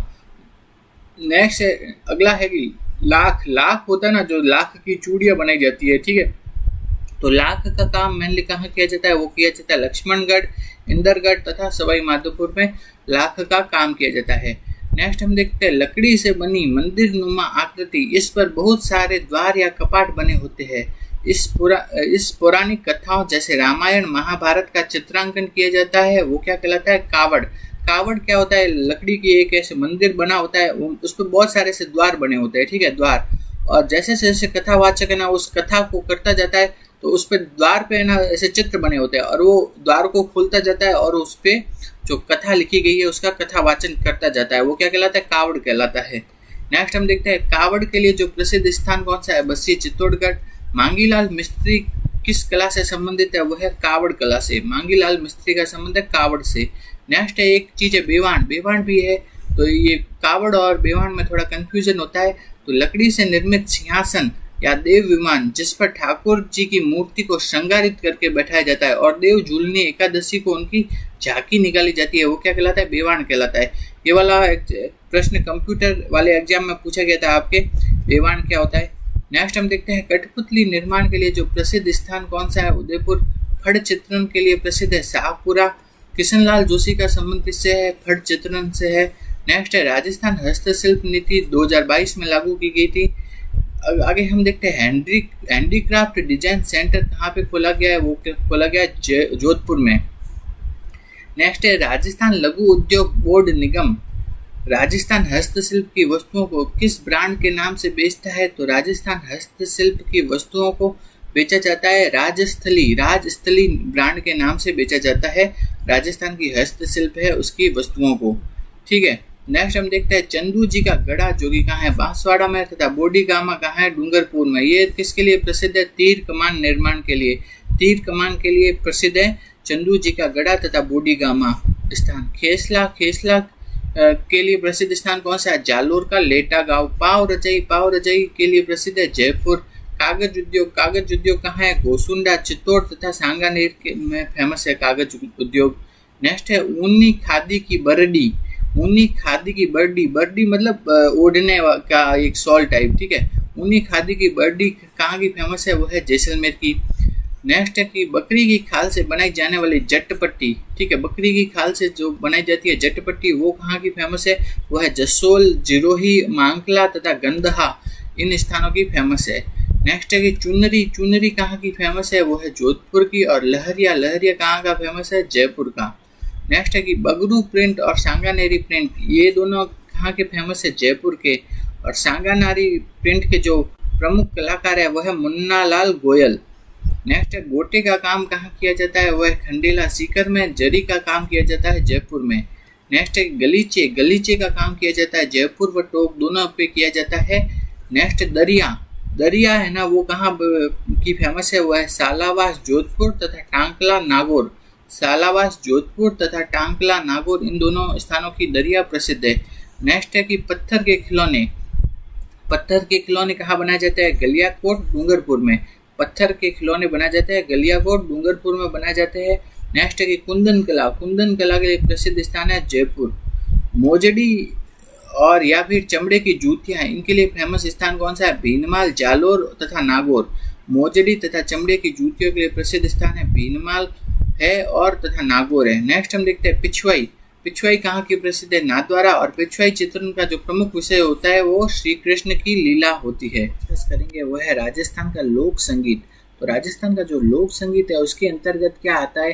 तो दो चीजें आती है, एक तो राजस्थान के वाद्य यंत्र और दूसरा राजस्थान के लोकगीत, ये दोनों आते हैं। तो इस क्लास में हम जो टॉपिक पढ़ेंगे वो है राजस्थान के वाद्य यंत्र, इनके बारे में पढ़ेंगे। इससे आपके सीईटी में क्वेश्चन आता है जरूर। तो सबसे पहले हम देखते हैं राजस्थान के वाद्य यंत्रों का वर्गीकरण देख लेते हैं, ठीक है। तो राजस्थान के जो वाद्य यंत्र हैं उनको मेनली 4 भागों में बांटा जाता है। एक तो अवनद वाद्य, घन वाद्य, तत्वाद्य और सुशीर वाद्य, ठीक है। अवनत वाद्य, घन वाद्य, तत्वाद्य और सुशीर वाद्य, ठीक है। अवनत वाद्य होते हैं वो क्या है? चमड़े के बने होते हैं और इसको हाथ या लकड़ी के प्रहार से बजाया जाता है। तो अवनत वाद्य किसके बने होते हैं? मेनली चमड़े के बने होते हैं और इसे हाथ या लकड़ी के प्रहार से बजाया जाता है। अवनत वाद्य में क्या क्या आगे? जंग, मादल, नगाड़ा, नौबत, ये सब किसमें आगे? अवनत वाद्य में आगे। दूसरा देखते हैं घन वाद्य किसके बने होते हैं? धातु के बने होते हैं और इन्हें आपस में टकरा कर बजाया जाता है। जैसे क्या हो गया? मंजीरा, खड़ताल, झांझ, रमझोल, ये सब किसमें आगे? घन वाद्य में आगे। नेक्स्ट देखते हैं तत्वाद्य क्या होते हैं? उनमें क्या लगी होती है? तारे लगी हुई होती है और उनको तारों को हिला करके उनको बजाया जाता है, ठीक है। तत्वाद्य में क्या आगे? सारंगी, तंदूरा, जंतर, रावणहत्था, इकतारा, काम्यचा, बपंग, ये सब क्या आगे? तत्वाद्य। नेक्स्ट हम देखते हैं सुशीर वाद्य होते हैं, उनको क्या है? फूंक मार करके बजाया जाता है।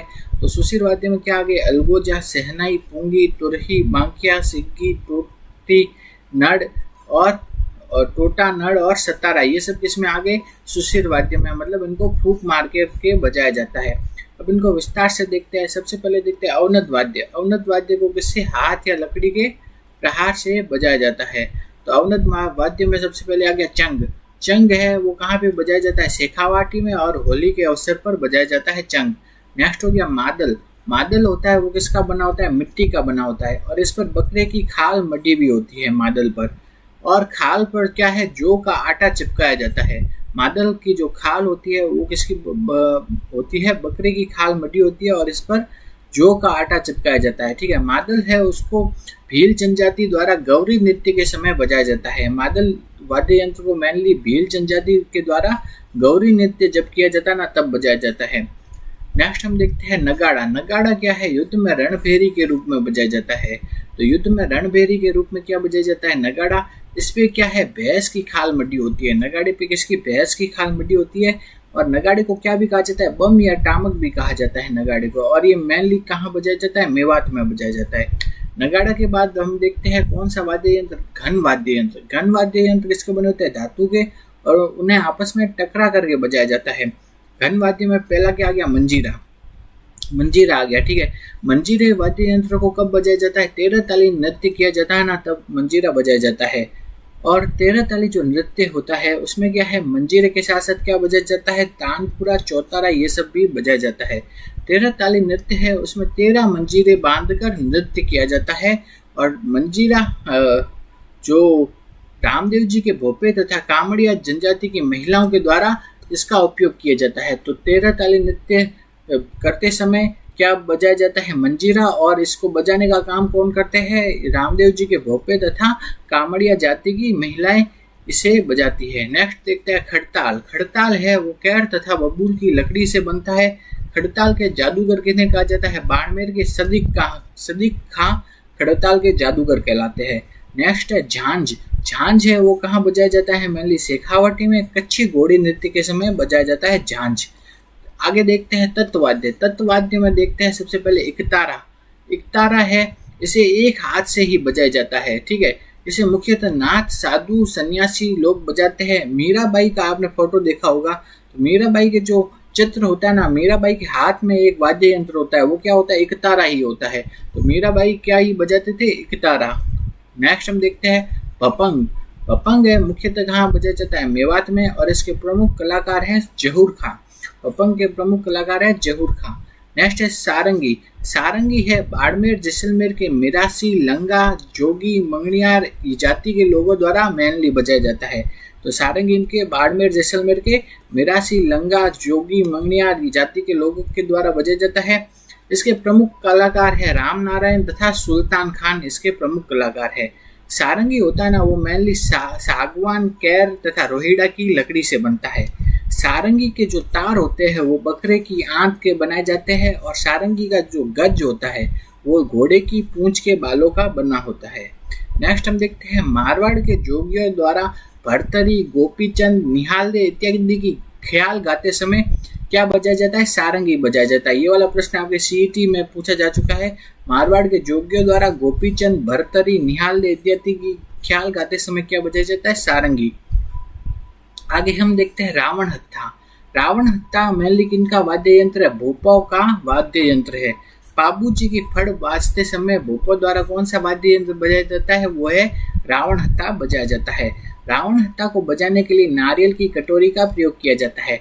तो नारियल की कटोरी से क्या बनता है? वो बनता है रावण हत्था। नेक्स्ट हम देखते हैं कामियचा। कामियचा वाद्य यंत्र है वो मेनली किनके द्वारा बजाया जाता है? जैसलमेर, बाड़मेर के मंगनियारों द्वारा बजाया जाता है कामियचा। कामियचा के प्रमुख कलाकार कौन है? वह साकर खां और नेक्स्ट है तंदूरा। तंदूरा में क्या होता है? 4 तार होते हैं, इसके कारण इसे क्या कहा जाता है? चौतारा भी कहा जाता है।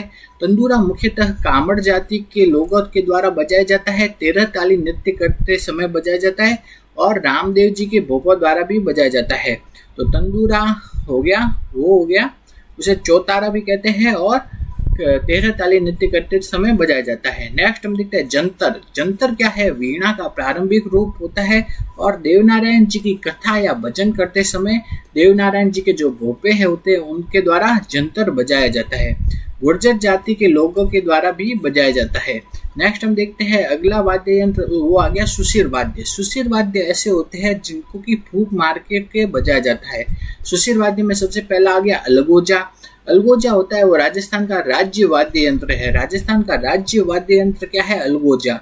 अलगोजा में कितने छेद होते हैं? 4 से 7 छेद होते हैं और मेनली ज्यादातर में क्या होते हैं? 6 छेद होते हैं। आपसे अपन से पूछा जाए ना तो कितने छेद होते हैं? 6। नेक्स्ट हम देखते हैं रामनाथ चौधरी, वो नाक से अलगोजा बजाने के लिए प्रसिद्ध है। रामनाथ चौधरी जो कि जयपुर के हैं, वो नाक से अलगोजा बजाने के लिए प्रसिद्ध है। नेक्स्ट हम देखते हैं सहनाई। सहनाई मांगलिक अवसरों पर बजाई जाती है। शीशम और सागवान की लकड़ी की बनी होती है सहनाई। नेक्स्ट है कि नड। नड वाद्य यंत्र। नड वाद्य यंत्र के प्रमुख कलाकार कौन है? करना भील। करना भील किसके लिए प्रसिद्ध है? अपनी लंबी लंबी मूंछों के लिए प्रसिद्ध है करना भील। नेक्स्ट है मोरचंग। मोरचंग को क्या भी कहा जाता है? ज्यूस हाफ बार्प भी कहा जाता है। यहूदियों की वीणा भी कहा जाता है मोरचंग को। मोरचंग को किससे बजाया जाता है? मुंह से बजाया जाता है।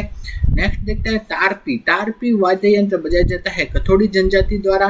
घुरलियो वाद्य यंत्र बजाया जाता है कालबेलिया जनजाति द्वारा। ताशा वाद्य यंत्र बजाया जाता है कब? मोहर्रम पर बजाया जाता है। राजस्थान के लोकगीत, ठीक है, तो राजस्थान के लोकगीत वाला टॉपिक डिस्कस करेंगे। आपके जो सिलेबस में दिया गया है वह है राजस्थान में लोक संगीत, ये टॉपिक दिया गया है, ठीक है। तो लोक संगीत में आपके लिए लोकगीत आते हैं और दूसरा वाद्य यंत्र भी आते हैं। तो वाद्य यंत्र वाला टॉपिक हमने डिस्कस कर लिया है। अब हम पढ़ते हैं राजस्थान के लोकगीत के बारे में।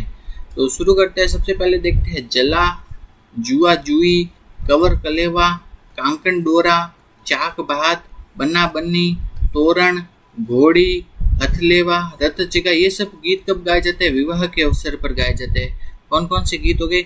जला हो गया, जुआ जुई हुआ, कवर कलेवा हुआ, कांकन डोरा, चाक बात, बन्ना बन्नी, तोरण, घोड़ी, हथलेवा, रथ जगह, ये सब गीत कब गाए जाते हैं? विवाह के अवसर पर गाए जाते हैं। आगे देखते हैं वधु पक्ष की महिलाओं द्वारा वर की बारात का डेरा देखने जाने पर कौन से गीत गाए जाते हैं? जला। वधु पक्ष की महिला है वो जब वर की बारात का डेरा देखने जाती है ना, तब कौन से गीत गाए जाते हैं? वो गाए जाते हैं जला गीत। नेक्स्ट है कि शिशु के जन्म के अवसर पर कौन से गीत गाए जाते हैं? शिशु के जन्म के अवसर पर गीत गाए जाते हैं जच्चा। जच्चा गीत गाए जाते हैं शिशु के जन्म के अवसर पर। नेक्स्ट देखते हैं विवाह से पूर्व वर वधु की प्रेमाकांक्षा के कौन से गीत है? वह है बन्ना बन्नी। तो विवाह से पहले वर वधु की जो प्रेमाकांक्षा के लिए जो गीत गाए जाते हैं वो है बन्ना बन्नी गीत। नेक्स्ट हम देखते हैं विवाह से पूर्व रिश्तेदारों के वर को रिश्तेदारों के यहाँ आमंत्रित किया जाता है तथा वहां से लौटते समय कौन से गीत गाए जाते हैं? वो गाए जाते हैं बिंदुला। तो विवाह से पहले वर होता है ना, उसको रिश्तेदारों के यहाँ आमंत्रित किया जाता है तथा वहां से जब वो लौटता है तो कौन से गीत गाए जाते हैं? बिंदुला गीत गाए जाते हैं। नेक्स्ट देखते हैं केला देवी। केला देवी की स्तुति में गाए जाने वाले गीत कौन से है? वो है लंगूरिया गीत। केला देवी उनका मंदिर कहाँ है? करौली में। उनकी स्तुति में गाए जाने वाले गीत है लंगूरिया। आगे देखते हैं लूर, ओलू, सूपना, हिचकी, मूमल, कुरंचा, काजलिया, कागा, इंडोनी, कांगसियो, गोरबंद, पणिहारी, ये सब कहाँ, ये सब क्या है? ये सब है राजस्थान के लोकगीत। आपसे एक बार प्रश्न पूछा गया था कि लूर, ओलू, सूपना, हिचकी ये क्या है? तो ऑप्शन में दिया था राजस्थान के लोकगीत, तो वो ऑप्शन सही होगा। तो ये सब क्या है? राजस्थान के लोकगीत हैं, ठीक है। आपसे पूछ सकते हैं लूर क्या है, ओलू, सूपना, हिचकी, मूमल, कुरजा, काजलिया, कागा, इंडोनी, कांगसियो, गोरबंद, पणिहारी, ये सब है राजस्थान के लोकगीत हैं। नेक्स्ट है अल्लाह जिलाई बाई। अल्लाह जिलाई बाई का संबंध किससे है? वह है मांड गायकी से। अल्लाह जिलाई बाई का संबंध है मांड गायकी से। नेक्स्ट देखते हैं मूमल, घूघरी, केवड़ा, कुरंजा, पीपली, रतन राणो, ये सब क्या है? मरुस्थलीय क्षेत्र यानी पश्चिमी राजस्थान में जो गाए जाने वाले लोकगीत हैं। कौन कौन से हो गए? पश्चिमी राजस्थान के लोकगीत कौन कौन से हो गए? मूमल, घूघरी, केवड़ा, कुरंजा, पीपली, रतन राणो, ये सब है मरुस्थलीय क्षेत्र यानी कि पश्चिमी राजस्थान में गाए जाने वाले लोकगीत हैं।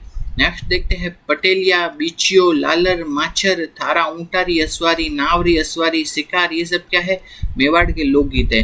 तो मेवाड़ के लोकगीत कौन कौन से हैं? पटेलिया, बिछियो, पटेलिया हो गया, बिछियो, लालर, माछर, थारा, ऊंटारी, असवारी, नावरी, असवारी, शिकार, ये सब क्या है? मेवाड़ के लोकगीत है। जबकि जो पश्चिमी राजस्थान, ठीक है, वहाँ के लोकगीत क्या है? मूमल, घूघरी, केवड़ा, कुरंजा, पीपली, रतन राणो, ये सब है मरुस्थलीय राजस्थान के लोकगीत है। तो ये दोनों याद रखने हैं। नेक्स्ट है कि हम सीटो। हम सीटो क्या है? मेवाड़ के भीलों द्वारा गाया जाने वाला युगल गीत है। हम सीटो क्या है? मेवाड़ के भील जनजाति द्वारा गाया जाने वाला क्या है? युगल गीत है। इसको स्त्री और पुरुष दोनों मिलकर के गाते हैं हम सीटो गीत को। तो हम सीटो गीत है उसे स्त्री और पुरुष दोनों मिलकर गाते हैं और यह मेवाड़ के भील जनजाति द्वारा गाया जाने वाला युगल गीत है। नेक्स्ट हम देखते हैं दीपावली के जो 15 दिन पहले से लड़के तथा लड़कियां गीत गाते हैं। ठीक है, तो दीपावली के 15 दिन पहले से ही लड़के लड़कियां घर घर जाकर के क्या गाते हैं? गीत गाते हैं। तो लड़कों द्वारा गाए जाने वाले गीत क्या कहलाते हैं? लोवड़ी या हरनी कहलाते हैं, जबकि लड़कियों के द्वारा गाए जाने वाले गीत कहलाते हैं घड़लियो। ये भी पूछा जाता है।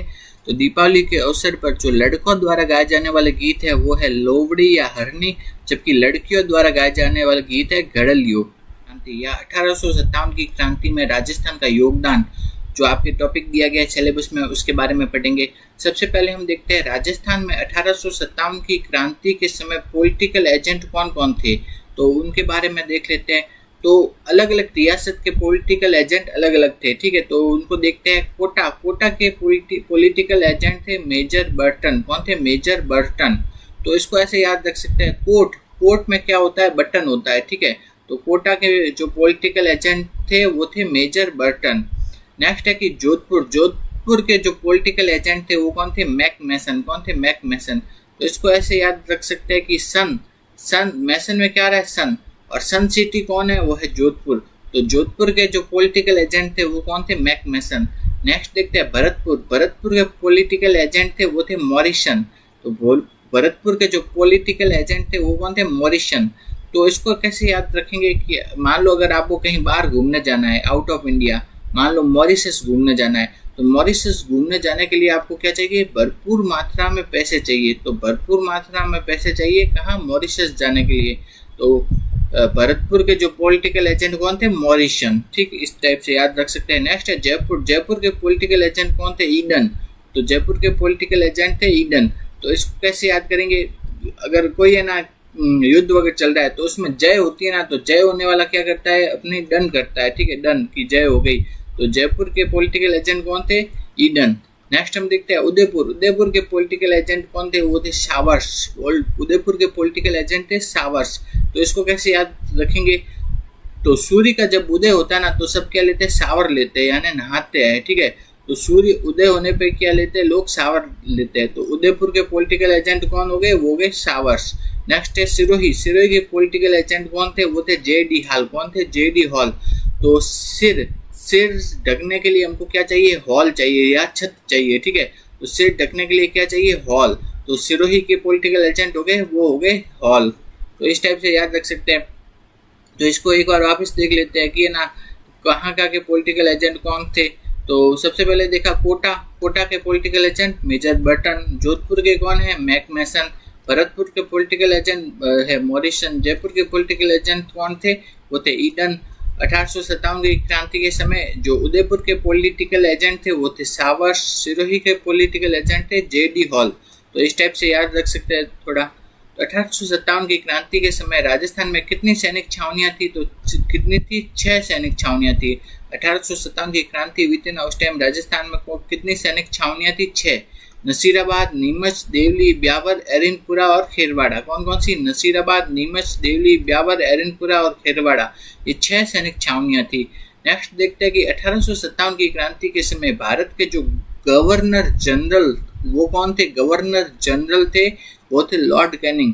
1857 की क्रांति के समय भारत के जो गवर्नर जनरल थे वो कौन थे? वो थे लॉर्ड कैनिंग थे।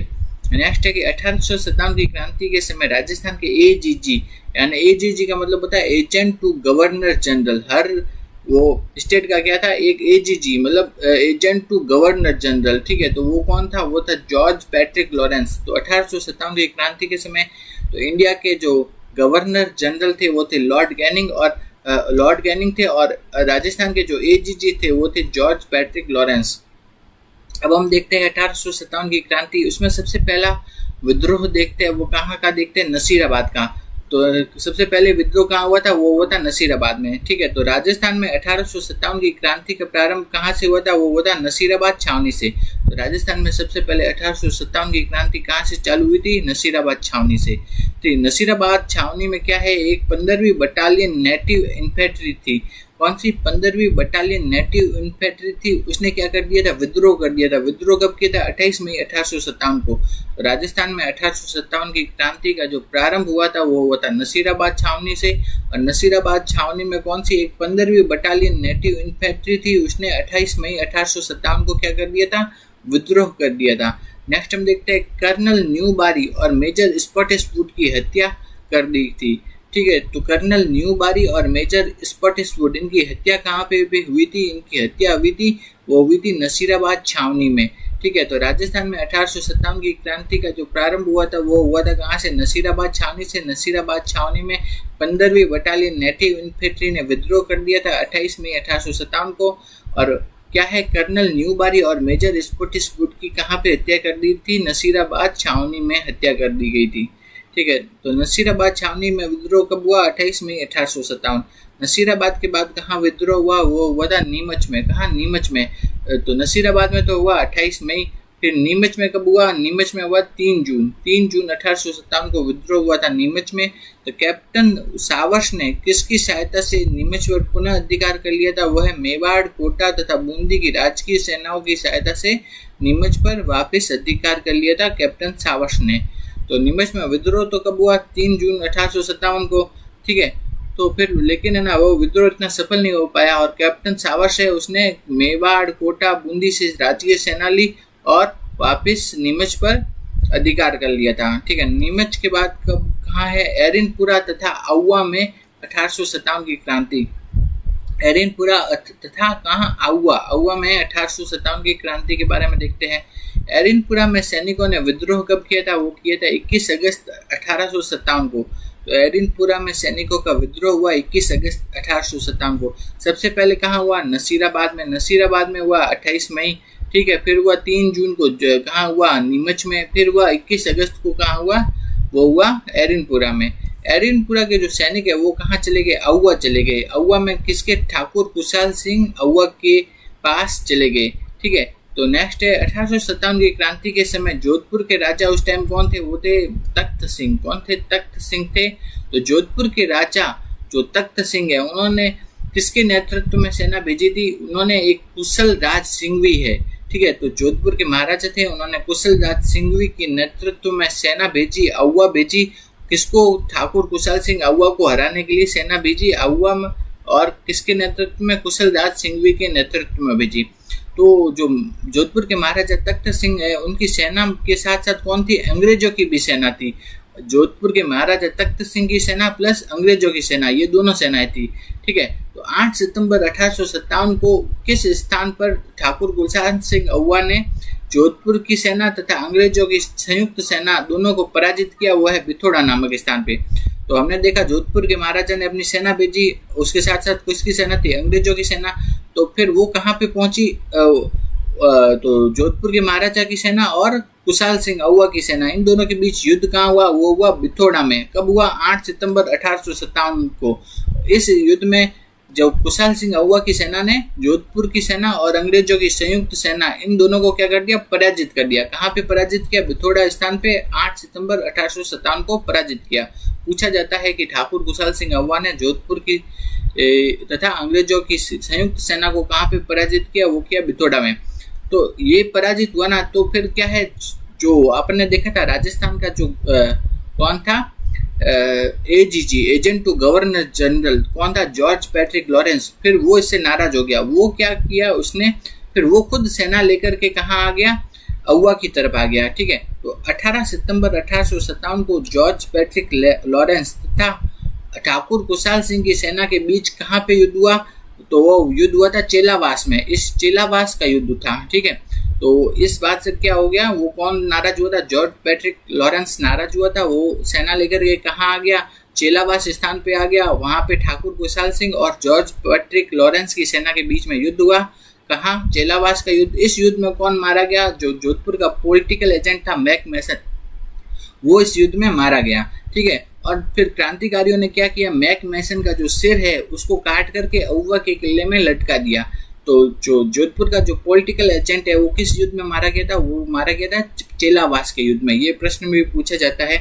नेक्स्ट हम देखते हैं 20 जनवरी 1858 को फिर ब्रिगेडियर होम्स ने अउवा पर आक्रमण किया और उस टाइम क्या हुआ, ठाकुर कुशाल सिंह अउवा सलुम्बर होते हुए कोठारिया चले गए। ठीक है, तो जब ब्रिगेडियर होम्स आया, कब 1858 में आया था, तो उस टाइम क्या है, ठाकुर कुशाल सिंह कहाँ चले गए, सलुम्बर होते हुए कोठारिया चले गए और कोठारिया के ठाकुर जोध सिंह ने ठाकुर कुशाल सिंह को कोठारिया में शरण दे दी। ठीक है, तो क्या है, कोठारिया के ठाकुर जोध सिंह ने ठाकुर कुशाल सिंह अउवा को कहाँ पे शरण दी, कोठारिया में। और ठाकुर कुशाल सिंह का अंतिम समय कहाँ पे बीतता था, वो बीता था उदयपुर में बीता था ठाकुर कुशाल सिंह का अंतिम समय। तो अब हम देखते हैं, ये तो हमने देखी एरिनपुरा अउवा में क्रांति देखी थी। अब हम देखते हैं कोटा में 1857 की क्रांति। तो कोटा में विद्रोह का प्रारंभ कब हुआ, 15 अक्टूबर 1857 को। तो कोटा में विद्रोह हुआ 15 अक्टूबर 1857 को। एक बार वापस देख लेते हैं। सबसे पहले कहाँ, 28 मई को कहाँ हुआ नसीराबाद में। ठीक है, फिर 3 जून को कहाँ हुआ, वो हुआ नीमच में। ठीक है, उसके बाद हुआ 21 अगस्त को कहाँ हुआ, एरिनपुरा में। उसके बाद 15 अक्टूबर को कहाँ हुआ, वो हुआ कोटा में। तो ये है 1857 की क्रांति राजस्थान में। ये टाइम है 28 मई को नसीराबाद, 3 जून को नीमच, 21 अगस्त को कहाँ हो गया, एरिनपुरा, 15 अक्टूबर को कहाँ हो गया, कोटा में। नेक्स्ट है, कोटा में क्रांतिकारियों ने किन की हत्या कर दी, वो मेजर बर्टन तथा डॉक्टर शेल्डर, इन दोनों की कोटा के क्रांतिकारियों ने हत्या कर दी। ठीक है, कोटा की क्रांति के जो प्रमुख नेता कौन थे, वो थे जयदयाल और मेहराब खान। तो 1857 में कोटा की क्रांति के प्रमुख नेता थे, वो थे जयदयाल और मेहराब खान। नेक्स्ट है, 1857 की क्रांति के समय कोटा के महाराव कौन थे, राम सिंह द्वितीय। उनकी सहायता के लिए किसने सेना भेजी थी, तो वो भेजी थी करौली राज्य ने। ये पूछा जाता है, इंपॉर्टेंट है कि 1857 की क्रांति के समय कोटा जो महाराव है उनकी सहायता के लिए किस राज्य ने सेना भेजी थी, वो है करौली राज्य ने सेना भेजी थी। कोटा में विद्रोह के बाद हम देखते हैं धौलपुर में क्रांति। तो धौलपुर में जो क्रांति के प्रमुख नेता कौन थे, वो थे रामचंद्र तथा हीरालाल। धौलपुर में विद्रोह को दबाने के लिए कहाँ के शासक ने सेना भेजी थी, वो भेजी थी पटियाला के शासक ने सेना भेजी थी। नेक्स्ट हम देखते हैं 1857 की क्रांति के प्रमुख नेता। तो 1857 की क्रांति के नेता प्रमुख देखते हैं, तो कोटा में नेता कौन थे, वो थे जयदयाल और मेहराब खान। अउवा में प्रमुख नेता कौन थे, वो थे ठाकुर कुशाल सिंह अउवा। टोंक में क्रांति के नेता कौन थे, मीर आलम खान। धौलपुर के नेता कौन थे, वो थे रामचंद्र और हीरालाल। सलुम्बर के नेता थे, वो थे केसरी सिंह और कोठारिया के नेता थे जोध सिंह। ठीक है, ये सब 1857 की क्रांति के नेता थे। नेक्स्ट हम देखते हैं नाना साहब पेशवा को तथा कुशाल सिंह अउवा को अपने यहाँ शरण किन्होंने दी, वो दी थी कोठारिया के जोध सिंह ने उनको अपने यहाँ पे शरण दी थी। राजस्थान के किसान आंदोलनों के बारे में इस कक्षा में हम पढ़ेंगे। तो सबसे पहले हम देखते हैं कौन सा, बिजोलिया किसान आंदोलन, बेंगू किसान आंदोलन, परड़ का किसान आंदोलन, नीमू चना किसान आंदोलन, मेव किसान आंदोलन, शेखावाटी किसान आंदोलन, मारवाड़ किसान आंदोलन और बीकानेर किसान आंदोलन। इन किसान आंदोलनों के बारे में इस कक्षा में हम पढ़ेंगे। तो सबसे पहला चालू करते हैं कौन सा, बिजोलिया का किसान आंदोलन। बिजोलिया का किसान आंदोलन, बिजोलिया का जो किसान आंदोलन है वो मेनली उसके हम बारे में देखते हैं। तो सबसे पहले हम देखते हैं नानजी और ठाकरी पटेल, फतेहकरण चारण और ब्रह्मदेव, इन सभी का संबंध किस किसान आंदोलन से है, वह बिजोलिया के किसान आंदोलन से संबंधित है। नानजी और ठाकरी पटेल, फतेहकरण चारण और ब्रह्मदेव, इन सभी का संबंध है बिजोलिया के किसान आंदोलन से। नेक्स्ट हम देखते हैं बिजोलिया का किसान आंदोलन है वो राजस्थान का पहला किसान आंदोलन है। ठीक है, तो बिजोलिया का किसान आंदोलन राजस्थान या ऐसे भी कह सकते हैं कि देश का पहला किसान आंदोलन है। बिजोलिया किसान आंदोलन है उसमें जो मुख्यतः किस जाति के किसान थे, वो थे धाकड़ जाति के किसान। बिजोलिया का किसान आंदोलन कितने वर्षों तक चला था, 44 वर्षों तक चला था। यह 1897 से 1941 के बीच में चला था। 1897 से 1941 तक चला था। नेक्स्ट हम देखते हैं बिजोलिया का किसान आंदोलन कितने 3 चरणों में चला था। बिजोलिया का किसान आंदोलन था ना, वो कितने 3 चरणों में चला था। पहला तो चरण है पहला चरण का है 1897 से 1915 तक, ठीक है, उसका नेतृत्व किया था साधु सीताराम दास ने। दूसरा चरण है 1916 से 1922 तक, इसका नेतृत्व किया था विजय सिंह पथिक ने।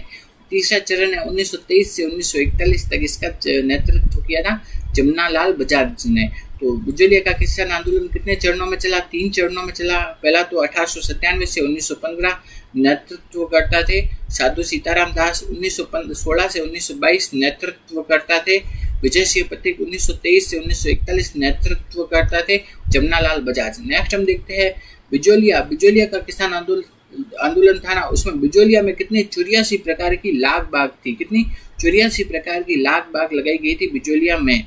नेक्स्ट हम देखते हैं कि चौरी कर लगाया गया। तो बिजोलिया में जो चौरी कर लगाया था ना, वो किन्होंने लगाया था? राव कृष्ण सिंह ने। और जो तलवार बंधाई कर लगाया था वो लगाया था किन्होंने? पृथ्वी सेन ने, ठीक है। तो चौरी कर लगाया था कृष्ण सिंह ने और तलवार बंधाई कर लगाया था पृथ्वी सिंह ने। तो इसको ऐसे याद रख सकते हैं, चौरी से च और कृष्ण सिंह करी चक्री। तो चौरी कर किसने लगाया था? कृष्ण सिंह ने। और तब तपरी, ठीक है, तो तलवार बंधाई कर किसने लगाया था? पृथ्वी सिंह ने। तो चौरी कर लगाया था कृष्ण सिंह ने और तलवार बंधाई कर लगाया था पृथ्वी सिंह ने। नेक्स्ट हम देखते हैं ऊपरमाल पंच बोर्ड। ऊपरमाल पंच बोर्ड की स्थापना की थी विजय सिंह पथिक ने 1917 में की थी। नेक्स्ट है विजय सिंह पथिक ने किस समाचार पत्र द्वारा बिजोलिया के किसान आंदोलन को पूरे देश में प्रसिद्ध कर दिया था? वो समाचार पत्र था क्या? प्रताप समाचार पत्र द्वारा। नेक्स्ट है अंजना देवी चौधरी, नारायणी देवी वर्मा, रमा देवी, इन सभी महिलाओं का संबंध किस किसान आंदोलन से है? वह बिजोलिया के किसान आंदोलन से।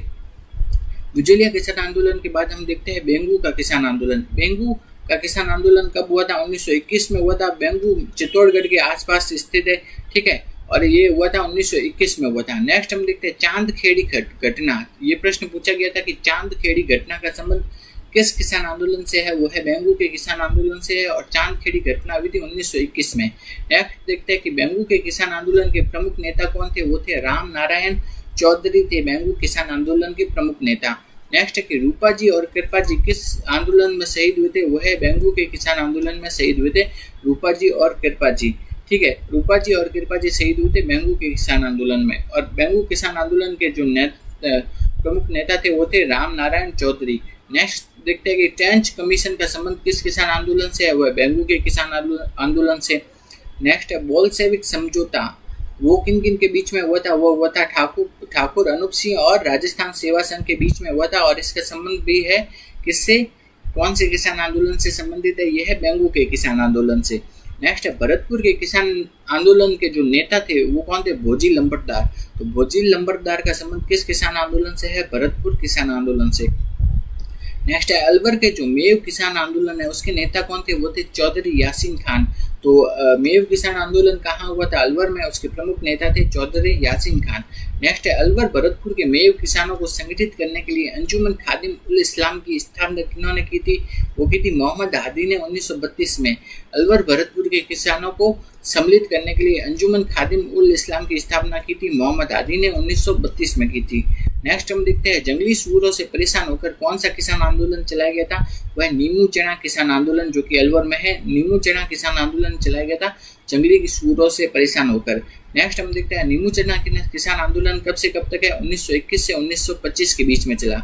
नेक्स्ट कि किस हत्याकांड को गांधी जी ने जलियांवाला बाग से भी विभत्स बताया तथा इसे डबल डायरिज्म भी कहा? तो कौन से हत्याकांड को गांधी जी ने जलियांवाला बाग से भी विभत्स बताया और उसे क्या कहा? डबल डायरिज्म कहा। वो है नीमू चना हत्याकांड को जो गांधी जी ने जलियांवाला बाग से भी विभत्स बताया और इसे क्या कहा? डबल डायरिज्म, ठीक है। नीमू चना हत्याकांड। नीमू चना हत्याकांड कब हुआ था? नीमू चना हत्याकांड कब हुआ था? 14 मई 1925 को हुआ था और इसको गांधी जी ने जलियांवाला बाग से भी अधिक विभत्स बताया और इससे क्या भी कहा? डबल डायरिज्म भी कहा। नेक्स्ट हम देखते हैं बरड का किसान आंदोलन। बरड कहाँ पे स्थित है? बूंदी में, ठीक है। बरड किसान आंदोलन हुआ 1922 में।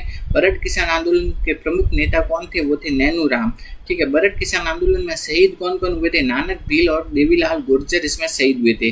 नेक्स्ट देखते हैं डाबी कांड। डाबी कांड का संबंध किससे है? बरड किसान आंदोलन से है। डाबी कांड कब हुआ था? वो हुआ था 2 अप्रैल 1923 में। कब हुआ था? 2 अप्रैल 1923 में हुआ था डाबी कांड। नेक्स्ट है पंचीड़ा और अर्जी गीत किन्होंने लिखा था? वो लिखा था माणिक्य लाल वर्मा ने लिखा था। पंचीड़ा गीत तो उन्होंने बिजोलिया किसान आंदोलन के समय लिखा था और अर्जी गीत उन्होंने नानक भील जो शहीद हुए थे ना, इनकी याद में लिखा था। नेक्स्ट है कौन से किसान आंदोलन की गूंज सेंट्रल असेंबली एंड ब्रिटेन के हाउस ऑफ कॉमन्स तक पहुंची थी? वो है सीकर का किसान आंदोलन। उसकी गूंज जो ब्रिटेन असेंबली, सेंट्रल असेंबली और ब्रिटेन के हाउस ऑफ कॉमन्स तक पहुंची थी सीकर के किसान आंदोलन। नेक्स्ट देखते हैं भरतपुर का जाट नेता जिसने कि शेखावाटी के किसानों को आंदोलन के लिए प्रेरित किया। तो भरतपुर का जो जाट नेता था उसका नाम था देशराज। उसने शेखावाटी के किसानों को आंदोलन करने के लिए प्रेरित किया था। नेक्स्ट हम देखते हैं शेखावाटी किसान आंदोलन में चिड़ावा के मास्टर कालीचरण ने किसका गठन किया? वो किया सेवा समिति का। तो शेखावाटी के किसान आंदोलन में चिड़ावा के मास्टर कालीचरण ने किसका गठन किया? वो सेवा समिति का गठन किया। नेक्स्ट देखते हैं कि कटराथल में किसके नेतृत्व में 10,000 महिलाओं ने भाग लिया? तो कटराथल में किसके नेतृत्व में 10,000 महिलाओं ने भाग लिया था? वो है किशोरी देवी। किशोरी देवी का नेतृत्व किया था, जिनके नेतृत्व में 10,000 महिलाओं ने भाग लिया था। नेक्स्ट हम देखते हैं सीकर किसान आंदोलन के प्रमुख नेता कौन कौन थे? वो थे तापी दादी, सरदार हरलाल, नेतराम सिंह, पृथ्वी सिंह, हरू सिंह, पथलाना, गोरू सिंह, कटराथल। ये सब है सीकर के किसान आंदोलन के प्रमुख नेता थे। नेक्स्ट देखते हैं मारवाड़ लोक परिषद। मारवाड़ लोक परिषद की स्थापना हुई मई 1938 में। और मारवाड़ लोक परिषद के कुछ लोग कहाँ पहुंचे थे? डाबड़ा में पहुंचे थे। तो डाबड़ा में पहुंचने के कारण वहाँ के जो जागीरदार वगैरह वो वहाँ उनसे नाराज हो गए, और जिसके कारण मोतीलाल चौधरी और उनके परिवार वालों पर क्या अत्याचार किए। और तो यही क्या है कहलाता है डाबड़ा कांड। डाबड़ा कांड कब हुआ? 13 मार्च 1947 को हुआ था। ठीक है, और इसका संबंध किससे है? मारवाड़ के किसान आंदोलन से। नेक्स्ट हम देखते हैं जीवन चौधरी का संबंध किस किसान आंदोलन से है? जीवन चौधरी का संबंध है बीकानेर के किसान आंदोलन से। नेक्स्ट है कि दुधवा कारा का संबंध किस किसान आंदोलन से है? वह है बीकानेर के किसान आंदोलन से। नेक्स्ट है रायसिंह नगर कांड। रायसिंह नगर कांड कब हुआ? 1 जुलाई 1946 को। इसका संबंध है बीकानेर के किसान आंदोलन से। नेक्स्ट है कांगड़ कांड। कांगड़ कांड हुआ था अक्टूबर 1946 को। इसका संबंध भी किससे है? बीकानेर के किसान आंदोलन से है। नेक्स्ट है किसान यूनियन क्यों? ये पुस्तक किसने लिखी थी? ये पुस्तक लिखी थी कुंभाराम आर्य ने लिखी थी। नेक्स्ट हम देख लेते हैं, कुछ ऐसे पूछा जाता है कि किसान आंदोलन और उनके नेता, ये पूछा जाता है प्रश्न बहुत, तो इसको एक बार वापस देख लेते हैं। बेंगू किसान आंदोलन के नेता थे राम नारायण चौधरी। बरड़ किसान आंदोलन के नेता थे नैनूराम। भरतपुर किसान आंदोलन के नेता थे भोजी लंबरदार। मेव किसान आंदोलन के नेता थे चौधरी यासीन खां। बिजोलिया किसान आंदोलन के नेता थे साधु सीताराम दास, विजय सिंह पथिक और जमनालाल बजाज। ये तीनों थे। नेक्स्ट हम देखते हैं जो रूपा जी और कृपा जी किस आंदोलन में शहीद हुए थे? बेंगू किसान आंदोलन में। जबकि नानक भील और देवीलाल गुर्जर शहीद हुए थे, वो है बरड़ के किसान आंदोलन में शहीद हुए थे। नेक्स्ट है कुछ ये देख लेते हैं कि हत्याकांड है वो कब हुए थे, ये पूछा जाता है। तो मानगढ़ हत्याकांड हुआ था 17 नवंबर 1913 में हुआ था, और ये इनका संबंध किससे है? गोविंद गिरी से है। ठीक है, मानगढ़ हत्याकांड हुआ था 17 नवंबर 1913 में। नेक्स्ट है डाबी हत्याकांड हुआ था 2 अप्रैल 1923 को हुआ था, और इसका संबंध है बरड़ किसान आंदोलन से है। नेक्स्ट है मीमूचना हत्याकांड हुआ था 14 मई 1925 में। इसका संबंध है अलवर के किसान आंदोलन से। नेक्स्ट है कांगड़ कांड हुआ था अक्टूबर 1946 में। इसका संबंध है बीकानेर के किसान आंदोलन से। नेक्स्ट डाबड़ा कांड हुआ था 13 मार्च 1947 को। इसका संबंध है मारवाड़ के किसान आंदोलन से संबंधित है डाबड़ा कांड।